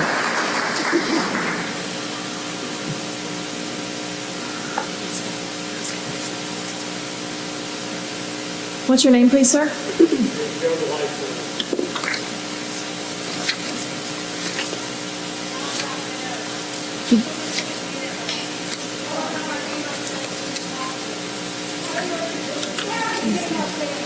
He has a paper. I'm pulling it out of the stack. So, Mr. Coburn, just to be clear, Mr. Coburn, you're waiving your paper of your own, and we'll go ahead and skip to Mr. Blystone. Okay, thank you. All right, ladies and gentlemen of the board, parents of the Bethel School District, good evening and thank you for having me. My name is Joe Lifestone, candidate for Governor of Ohio. I've been asked to speak tonight by several concerned parents. I didn't come tonight to talk about the legal grounds of policy or whether the district is properly interpreting the issues. I'll save that argument for those better versed in the law. For the sake of the next few minutes, let's even assume that the policy stands on firm legal ground. So if that's the case, then what we have lost is not about discrimination or non-discrimination. It is a conflict of rights. Should the rights of millions of parents across the state stand against the rights of an extremely small minority? This question certainly doesn't suggest this minority, or any minority for that matter, be discriminated against. What is simply asked is what happens when the rights of two groups collide. The policy and briefings discuss in detail how the board interprets the rights of this minority of biological men who want to use women's bathrooms and vice versa. So let's talk for a minute about the rights of the other group, the parents. These rights have been under attack by liberal policies and woke administrators for decades, but nothing like we've seen today. And I'm here to say enough. Parents have rights too. The rights of parents to make sure their children are safe and to raise their children in accordance with their moral compass shall not be infringed. Most importantly, parents have the right to choose who is in charge of their children's education. If this board continues to sacrifice the rights of many over the perceived injustice of a few, you will be fired.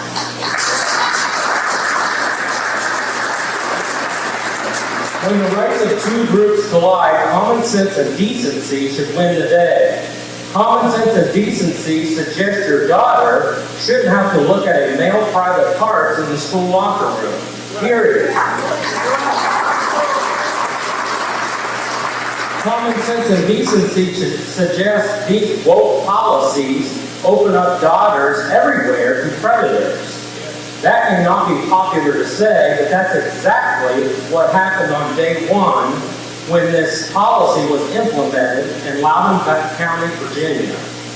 Members of the board, I stand here on behalf of the parents and ask you to rescind this policy in the name of safety, to rescind this policy in the name of morality, and to rescind this policy in the name of restoring the rights of parents. Nobody is suggesting anyone should be discriminated against, but disallowing biological males to use female locker rooms is not discrimination.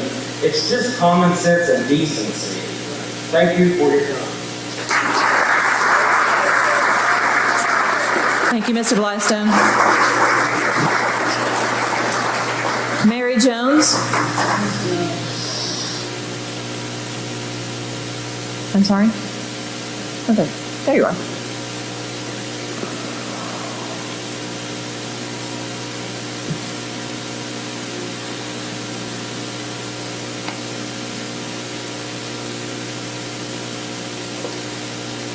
Wanted to say I disagree with the gender policy. Thank you, Ms. Jones.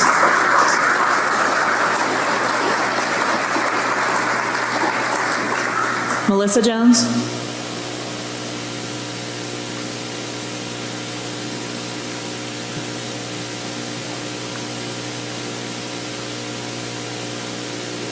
Good evening. I just want to say thank you for your time. I know it takes a lot of time and sacrifice to be on the board, so I just want to say thank you for that. Earlier you mentioned that a lot of the procedures that go into writing is based on your feelings. Is that what you stated earlier? I think I was speaking about resolutions that represent the board's feelings about things. Okay, so it's about your feelings about things. And if you're considering this policy or procedure based on the feelings of one student, I want to stand up here today and represent more than 1,700 other students that have feelings too, that aren't going to be strong enough to sit down and say, I want to do this. My son has already told me, because I am a parent that communicates with my child, unbeknownst to someone who has stood up here before and said that they're a parent to my child who doesn't have anything to do with this district. I am telling you that he does not feel comfortable to go into a bathroom with the potential of a female in his bathroom. He already didn't feel comfortable to go in the bathroom because of bullying and other issues that occur in the bathroom. And now he doesn't even feel comfortable to go, so he's going to have to hold it all day. So what about his feelings? What about his, academic stress that's going to go under because he's in 7th and 8th period holding his bowels all day long? I would just like for you to consider that for all the other students who aren't going to stand up and say, I don't feel comfortable. Thank you, Ms. Jones. Brenda Weller.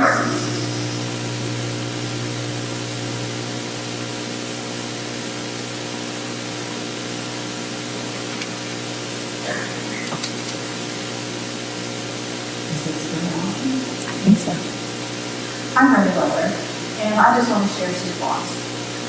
My husband and I identified as parents, but God did not bless us with children. Should a policy that allowed us to steal someone else's children because we identified as parents be established?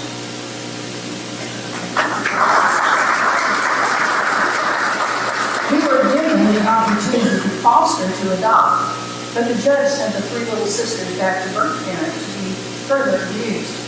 Should we have refused to give them back, or pause, or kidnap them and run away with them because we identified as their parents? I identify as rich. But if you owned a store and I told you that I did not have money but I identified as rich, would you let me take what I wanted without paying because I identified as rich? I identify as young. Do you believe I am 25 because I identify as being 25 years of age? When I die, can I identify as living? Do the Cincinnati Bengals identify as Super Bowl winners? Does that reality make them champions? We all know the answers to these questions and many others like them. We cannot deny reality for our own desires. The worst part of this action we are considering, restrooms and gender identity, is that it teaches young people that there is no truth or reality. Is that actually what you want this and future generations to believe? Reality is absolute, no matter what some are trying to force people to accept. What are we doing to those who have been encouraged to go against reality? Are we teaching them there is no reality or truth? Their problems will be solved by their problems will not be solved by, quote, transitioning to a different, quote, sex. In fact, it will likely make them even more alone and depressed. In reality, there is no such thing as transgender. You cannot change your gender. A person by DNA is male or female. Humans can choose to neuter themselves. Being neutered does not make them unhappy. But studies show that most trans end up going to detransition and still are very unhappy, depressed, and suicidal. Please stand with truth and reality. If you do not, you have no right to tell anyone that there is any truth or reality.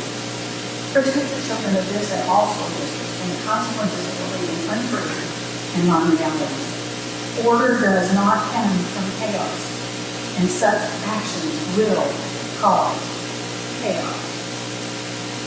Your process for this board meeting would have no value without reality. Anyone can speak anytime, and even your right to vote on the issues tonight. And effectively, there would be no more law. Indeed, we need rules based on order, truth, and reality. Have we learned nothing from the Loudoun County Virginia School Board actions, where you end up with 2 or more raped girls who will report they were raped in the Bethel School District from this policy change? If you do believe you have to do something to give the trans their own restrooms and locker rooms, do it. But don't subject those who would be damaged by that in the same place. In reality, is this move of help to anyone at all? Thank you. for allowing me to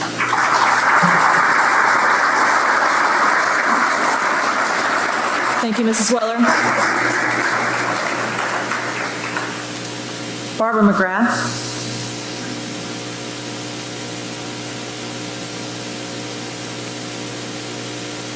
No Barbara McGrath.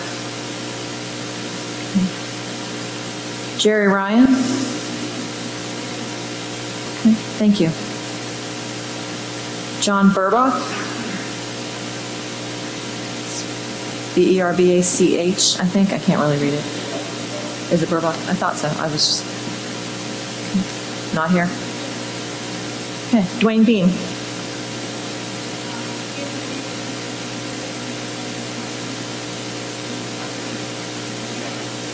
Okay. Mary Ellen Buchter.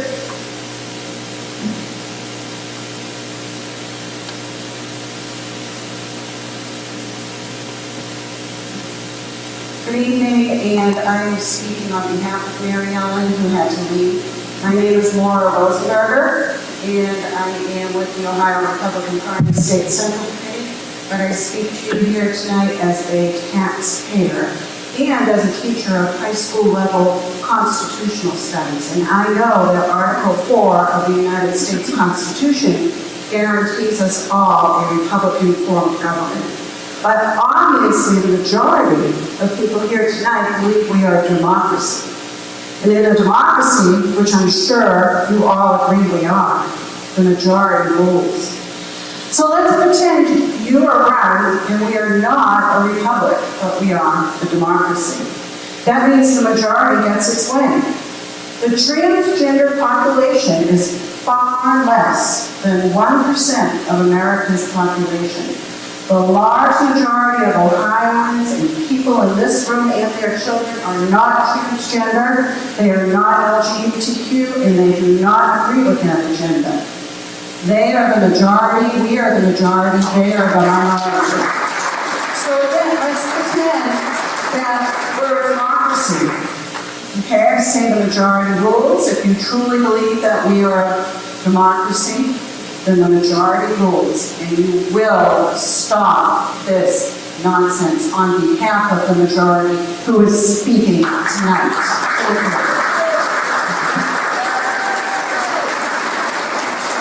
Thank you, Mrs. Rosenberger.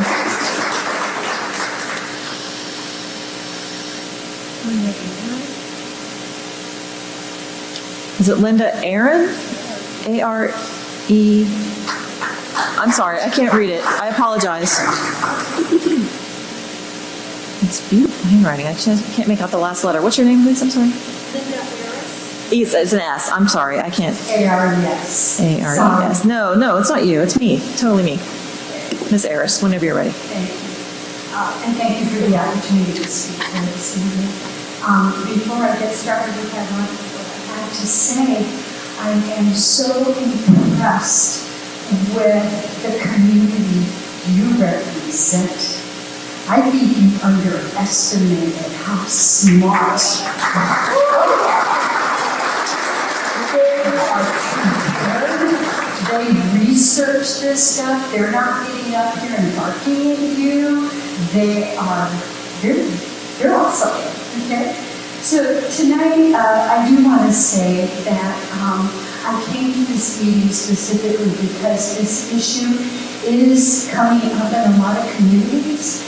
And, you know, as a pastor, I want to know how people are dealing with it and how they are representing themselves to school boards.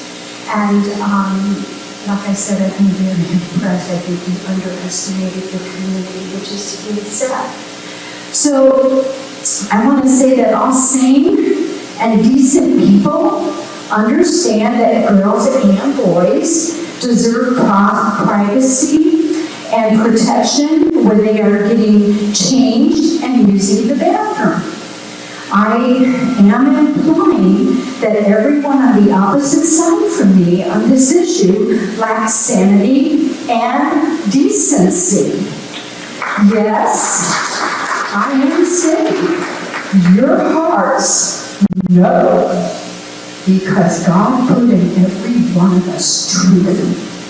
And when we harden our hearts and they become stone, they cannot receive wisdom. And just watching you tonight, you need to repent. You need to apologize to this community. So I will go even further and say that what they support is abject evil, and they are without excuse. There is no good argument for allowing boys into the girls' locker room. There is no compelling reason for such a policy.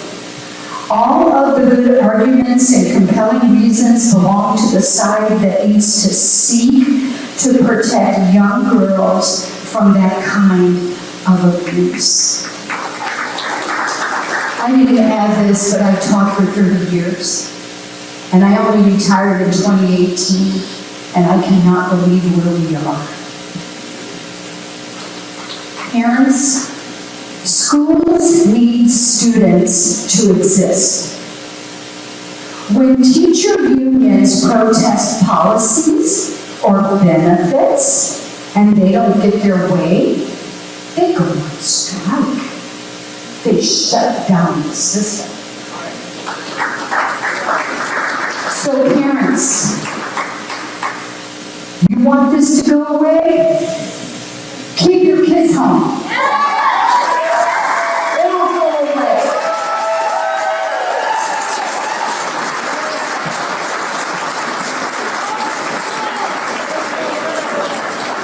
Thank you, Ms. Harris. Okay, we are at the 1 hour mark. I need to consult with the board. Shall we extend the time? 2, 3, 4, 5, 6. I have 6 more, which will take approximately another half hour. Board, are we okay with extending a half an hour? Yeah, everyone? Okay, I know your time is valuable. We'll continue for about 30 minutes longer. Should cover everybody. Okay, Marianne Schmidt.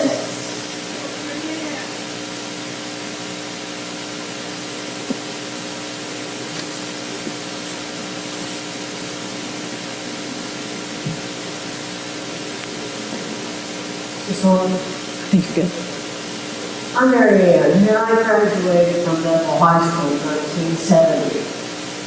At that time, Bethel community was a very Christian-based community.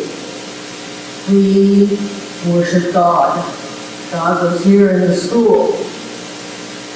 And I like to remind those people who haven't read their Bible lately that in the beginning God made man in his own image and likeness. Encouraging any other identity of gender is the boring action against God's law. Jesus admonished the people that anyone who harmed a child should have a millstone put around their neck and be drowned. Creating an atmosphere that encourages the confusion and identity is not the role of a school board. Do not perform an action that harms a child's self-identity or safety and makes you eligible for that millstone. You can all be replaced quite easily. All these people need is to hold the bonds that go to your position. I would tread very carefully because those people pay your salaries. And they did not elect you to violate their families and their friends.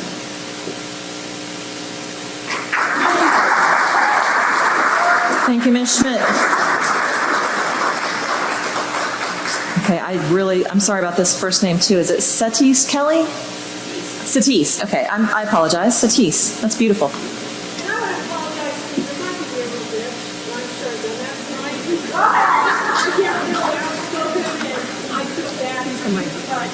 We pay you to take that. Thank you, ma'am. Thank you, ma'am. Hopefully I won't need it, actually. That's usually the goal.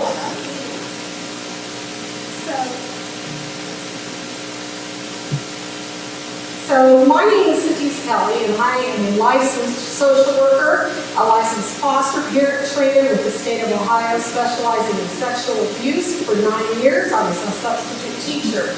I too have been invited to speak here tonight. I currently hold office within the Ohio Republican Party. For many students here, this is going to be a traumatic experience. Teachers are not educated, trained in, nor prepared for dealing with a student that's working through a traumatic experience. School counselors are not therapists and can do more harm. School counselors are trained in academia and learning disabilities. Their limited training or experience with trauma comes from a controlled environment. Most of the argument here tonight seems to be emotional. Practical and real decisions cannot be made on emotion. They must be determined by facts. So let's cover some definitions that will help us evaluate the facts. First of all, trauma shapes children's beliefs and expectations about themselves. They feel they are helpless and must be on constant alert or be in control in order to feel safe. Trauma shapes children's beliefs and expectations about the adults who care for them. Adults cannot be trusted. They can't protect me, and adults hurt me. Trauma shapes children's beliefs and expectations about the world in general. The world is a dangerous place, and I can't let down my guard. These fight or flight responses can create many physical and health issues and chronic diseases that would last a lifetime. Trauma is the response to an event that overwhelms an individual's ability to cope, causes feelings of helplessness, diminishes their sense of self and their ability to feel a full range of emotions and experiences. This is sexual harassment as defined by the United Nations under women's rights. Sexual harassment as the conduct has the effect of unreasonably interfering with an individual's work or school performance or creating an intimidating, hostile, or offensive environment. Sexual harassment is considered such whenever the person subjected to it considers it unwelcome. Lawsuits from sexual harassment are numerous and are won more often than lost. I, for one, would rather handle a lawsuit from one family than 1,000 families. Abnormal is defined as not typical or deviant, departing from the normal, unusual, unwelcome, or problematic. The root word is Latin from abnormus, meaning irregular, irregularity, or deformity. Abnormal psychology studies the patterns of emotion, thought, and behavior that are not normal and which indicate mental illness. It is a scientific study of abnormal behavior with the intent to find the causes of and the treatment of the maladaptive behavior. The Diagnostic Statistical Manual is used by mental health professionals to diagnose and treat mental illness. In it, transgenderism was changed in the late 80s to sexual orientation disturbance. By the late 90s, it was believed. Yet, this behavior has continued, untreated, unchecked, and reproducing with the encouragement of our public school system. Our counterculture has pushed us to accept this mental illness as normal. They are forcing the immoral, abnormal mental illnesses on those who are normal. Trauma affects everyone differently. Marilyn Vandenberg, who was Miss America in the 1950s, suffered sexual trauma in her life. She was a wife and mother when she was in her 40s, and she had a catatonic breakdown and was hospitalized for months. This type of trauma or abuse affects every aspect of your life for the rest of your life. Each victim is affected in different degrees to different levels. Many will be traumatized beyond repair, or others will just not skip a beat. To assume that we can predict how one psyche will be damaged by this is foolish. It's time for the board to dismiss the superintendent. It's time for the normal people to stand up. It's time for the normal people to demand the rights of the many who respected over the mental illnesses of the few. It's time for the normal to stand together and protect their mental health and physical health. It's time for the normal to file a lawsuit. It's time for the normal to overthrow the board and elect a new board representing the majority and not the minority. It can be done, and it can be done today. Let's call this what it is. It is evil. It is evil from the heartless of the few.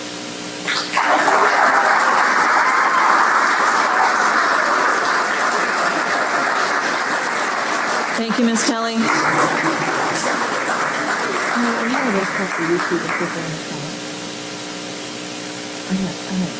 just want to see if there's any comments. Okay. Emily Mormon?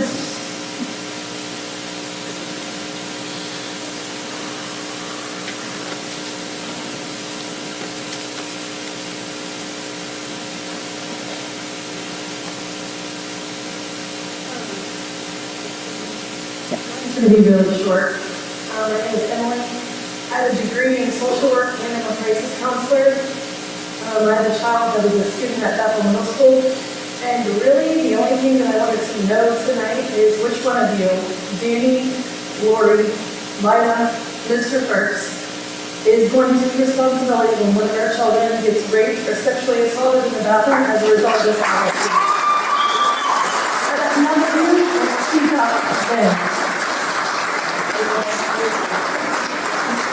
Thank you, Ms. Mormon. Neil Peterson?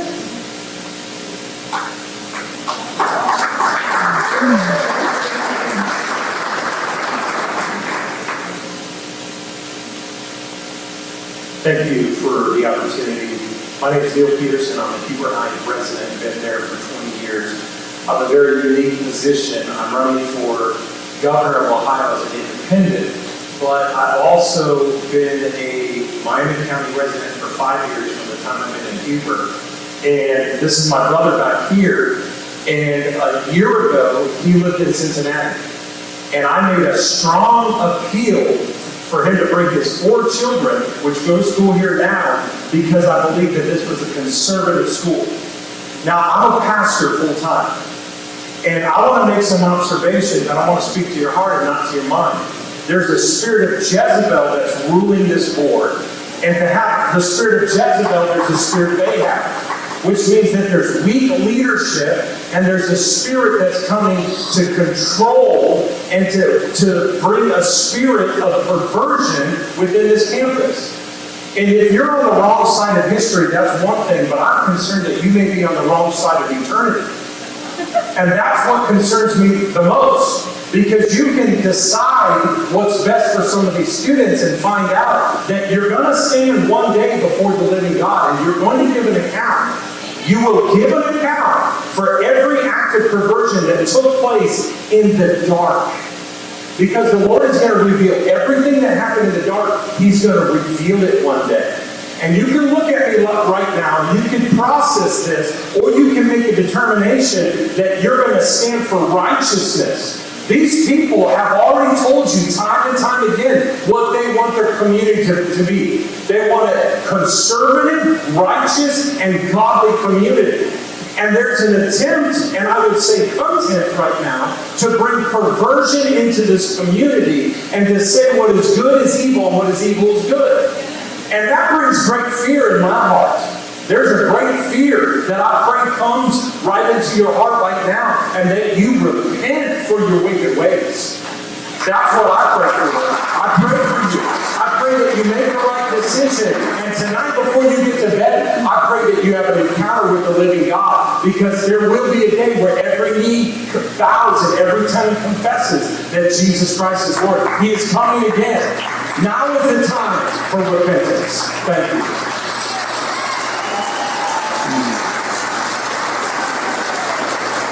Thank you, Mr. Peterson. Nicholas Peterson.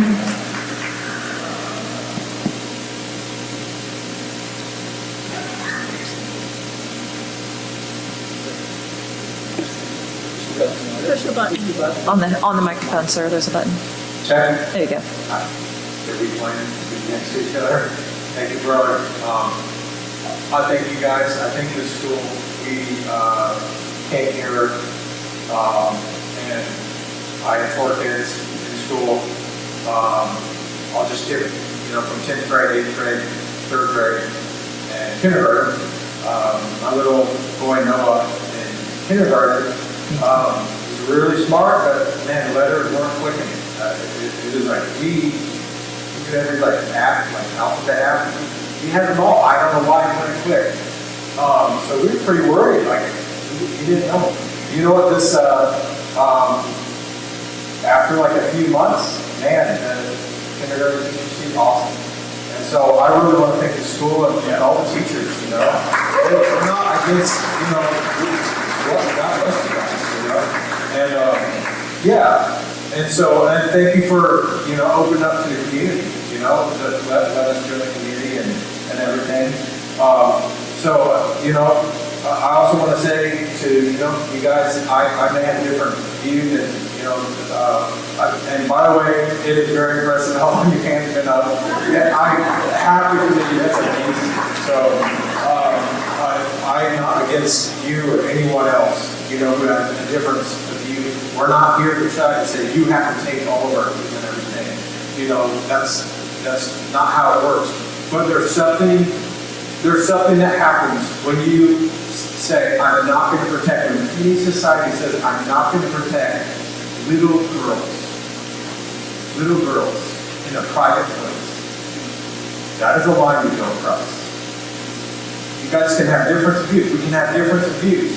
And as the one gentleman said, when two different views collide, that's not always easy how to deal with it. We respect that. But this is something, when a society goes to this level, where you allow abuse to happen, particularly to the girls, but it's also to the boys. It's not fair to them either. But it's especially on that side. That is a point of red line. It's a red line. And others have asked you, Superintendent, are you going to be there? I have 3 daughters. One of my precious little 3rd grade daughter, she said, I don't want to go in the bathroom after this. It's almost like it's a dream. Like are we dreaming? Are we dreaming? I don't get it. Is this a bad dream? We can have confusion and say, how do we fit together? Are you going to be in the bathroom to guard my daughter? And I didn't want you in the bathroom to guard my daughter. And there's something wrong with it. The other thing I want to say, I thank you God. There's many people who've been in Bethel all of your lives. And, you know, we just got to come in here. We've been in Cincinnati actually like 17 years. And we did come up. We wanted a safer school district, different stuff. Didn't expect this to happen right away. But I am just shocked at the degree. Maybe you guys are very good in other parts of life, but this is all I've seen. I am shocked at the disregard that I've seen tonight. I don't, it was that rate, it said on the meeting 7 to 8 p.m. I'm like, it was after that time. You guys clearly didn't want to hear from us, especially you men. I can't believe the things you said. You clearly do not, even when you said, and you were trying to say you don't want to hear from us, even then, hypothetically, when something got mentioned, oh, well, we've got to make sure that nobody really gets hurt because it might be too many questions or something. I can't believe that degree of disregard for parents. On the worst thing ever, children being exposed to boys, girls being exposed to boys in the restroom. And so, I just want to say, last of all, I mean, we're probably going to be taking our kids out. It stinks. And I just encourage, I don't want that. You guys don't deserve to have that money. We pay a lot of money in taxes. All of you guys do. And yeah, you guys have stayed up, so we all. And you don't deserve to say we have to homeschool and you get the money that we have to pay. So I hope, like the one gal said, we got to boycott, we got to band together, we got to say there's days where we say we're not going to send those kids to school. I don't know, my brother's an awesome leader, some of you guys are leaders, I don't like have platforms like that, but if you guys are one, I just encourage you to say, band together and say there's days we're going to boycott. And that's your time, please, Mr. Peterson. Sorry. Thank you.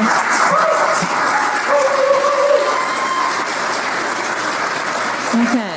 And the final slip we have is from, I believe it's Nargiza Kuchieva. Is that correct? Even close? Not close? She said no. I'm sorry. How do you pronounce your name? It is Nargiza? Whew. Yes.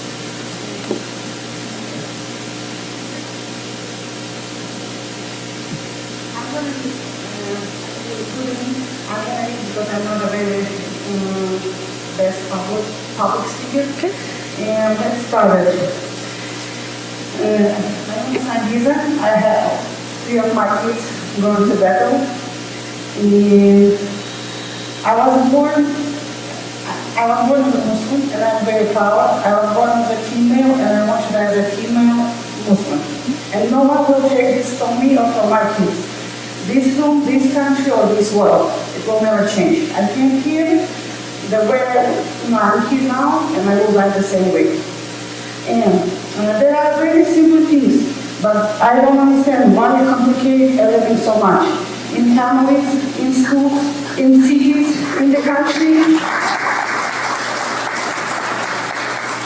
There are so many problems that need to be addressed urgently and at the federal level.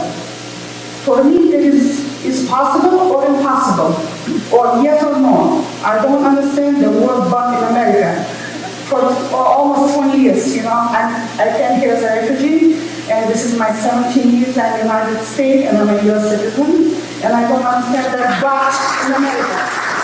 Because that but for many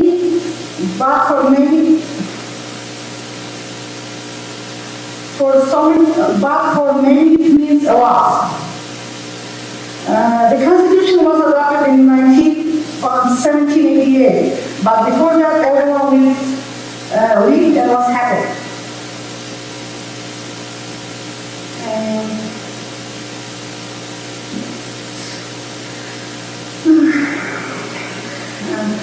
First of all, I don't understand how can you allow children under 18 to make such an important decision at that age. They do not understand what the consequences can be for this. As you all know, until the age of 18, parents make all decisions for their kids or children. You give them as a school, as a country, or state, or whatever, or the government, you give them too much freedom. And at that age, they can't manage that freedom.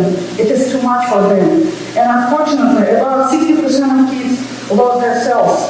They start arguing with their parents, then beer and drug start, and then finally leave the house, and then someone from police station, one day, someone from the police station will call you that they find your child in the street last night with overdose.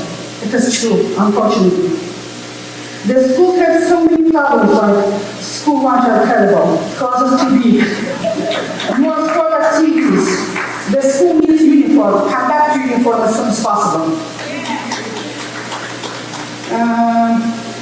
School, as a city, as a state, as a government, you teach our kids their rights, but you don't teach them about their responsibility and privileges. Kindergarten, parents, family, city, state, and country. Because as of today, it's a kid, it's a school, it's a kid, but it represents the city, state, country, not the government. Without a healthy, educated generation, after 10, 20 years, we don't need any government, any state, any school board members, any meetings, we don't need anything there. Instead of helping that sick child, I only did, she said it's a mental problem. Yes, it is a mental problem. I only agree with this lady. Instead of helping these sick kids find out what happened to him or her, you give them even more freedom so that they can make non-normal decisions. Feel differently. I don't understand. I think you should investigate what happened to this child in this family. Who led him to this? Or for what? You must terminate this parental rights. Did you remember the story about the sick mom who treated her daughter with all kinds of medicine to make money on her? Some people use kids like a machine making money. They make money on the kids. As you know, everyone in this country, some parents deliver their kids to get the benefits. To get the food stamp assistance, to get the, what else? Let me get it. In fact, did you remember the story about the sick mom who treated her daughter with all kinds of medicine to get help from all other Ms. Nargiza, that's time. Thank you very much for your comments. And that is the conclusion of public participation for this evening. Thank you all very much for your comments. I really appreciate it.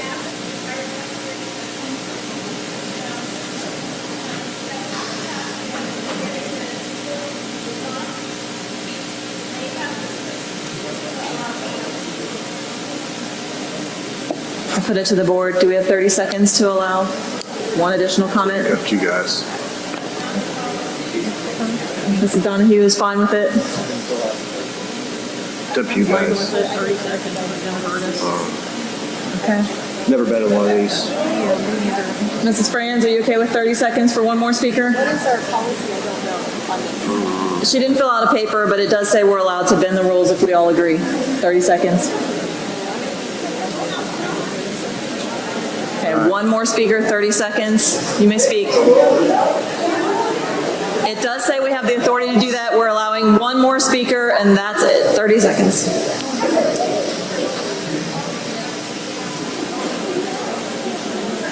Thank you, I just wanted to point out how this conception amongst the community here that there is over the past few weeks. They think that there's one student that is called them as a cheater, and they are villainizing this one student, and it's getting back to the other students when their children come to talk about it. And it's really affecting the students who do that here. So they need to stop villainizing this one student, and it's an embarrassment. Thank you for your time. And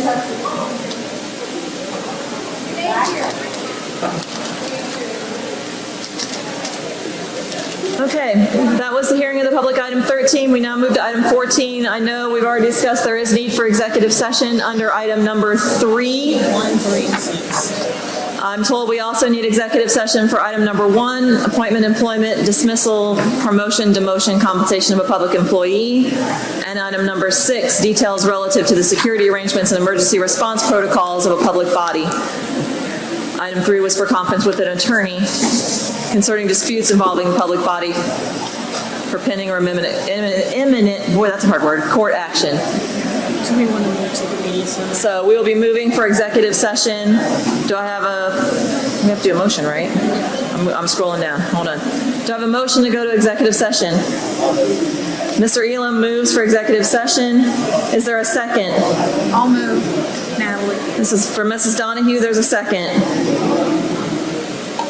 Yes, Mrs. Sebastian, we call the roll, please. Mr. Elam. Yes. Mrs. Donahue. Yes. Mrs. France. Yes. Mrs. Mansfield. Yes. And Mrs. Sebastian, yes. The time into executive session at 10:43 p.m.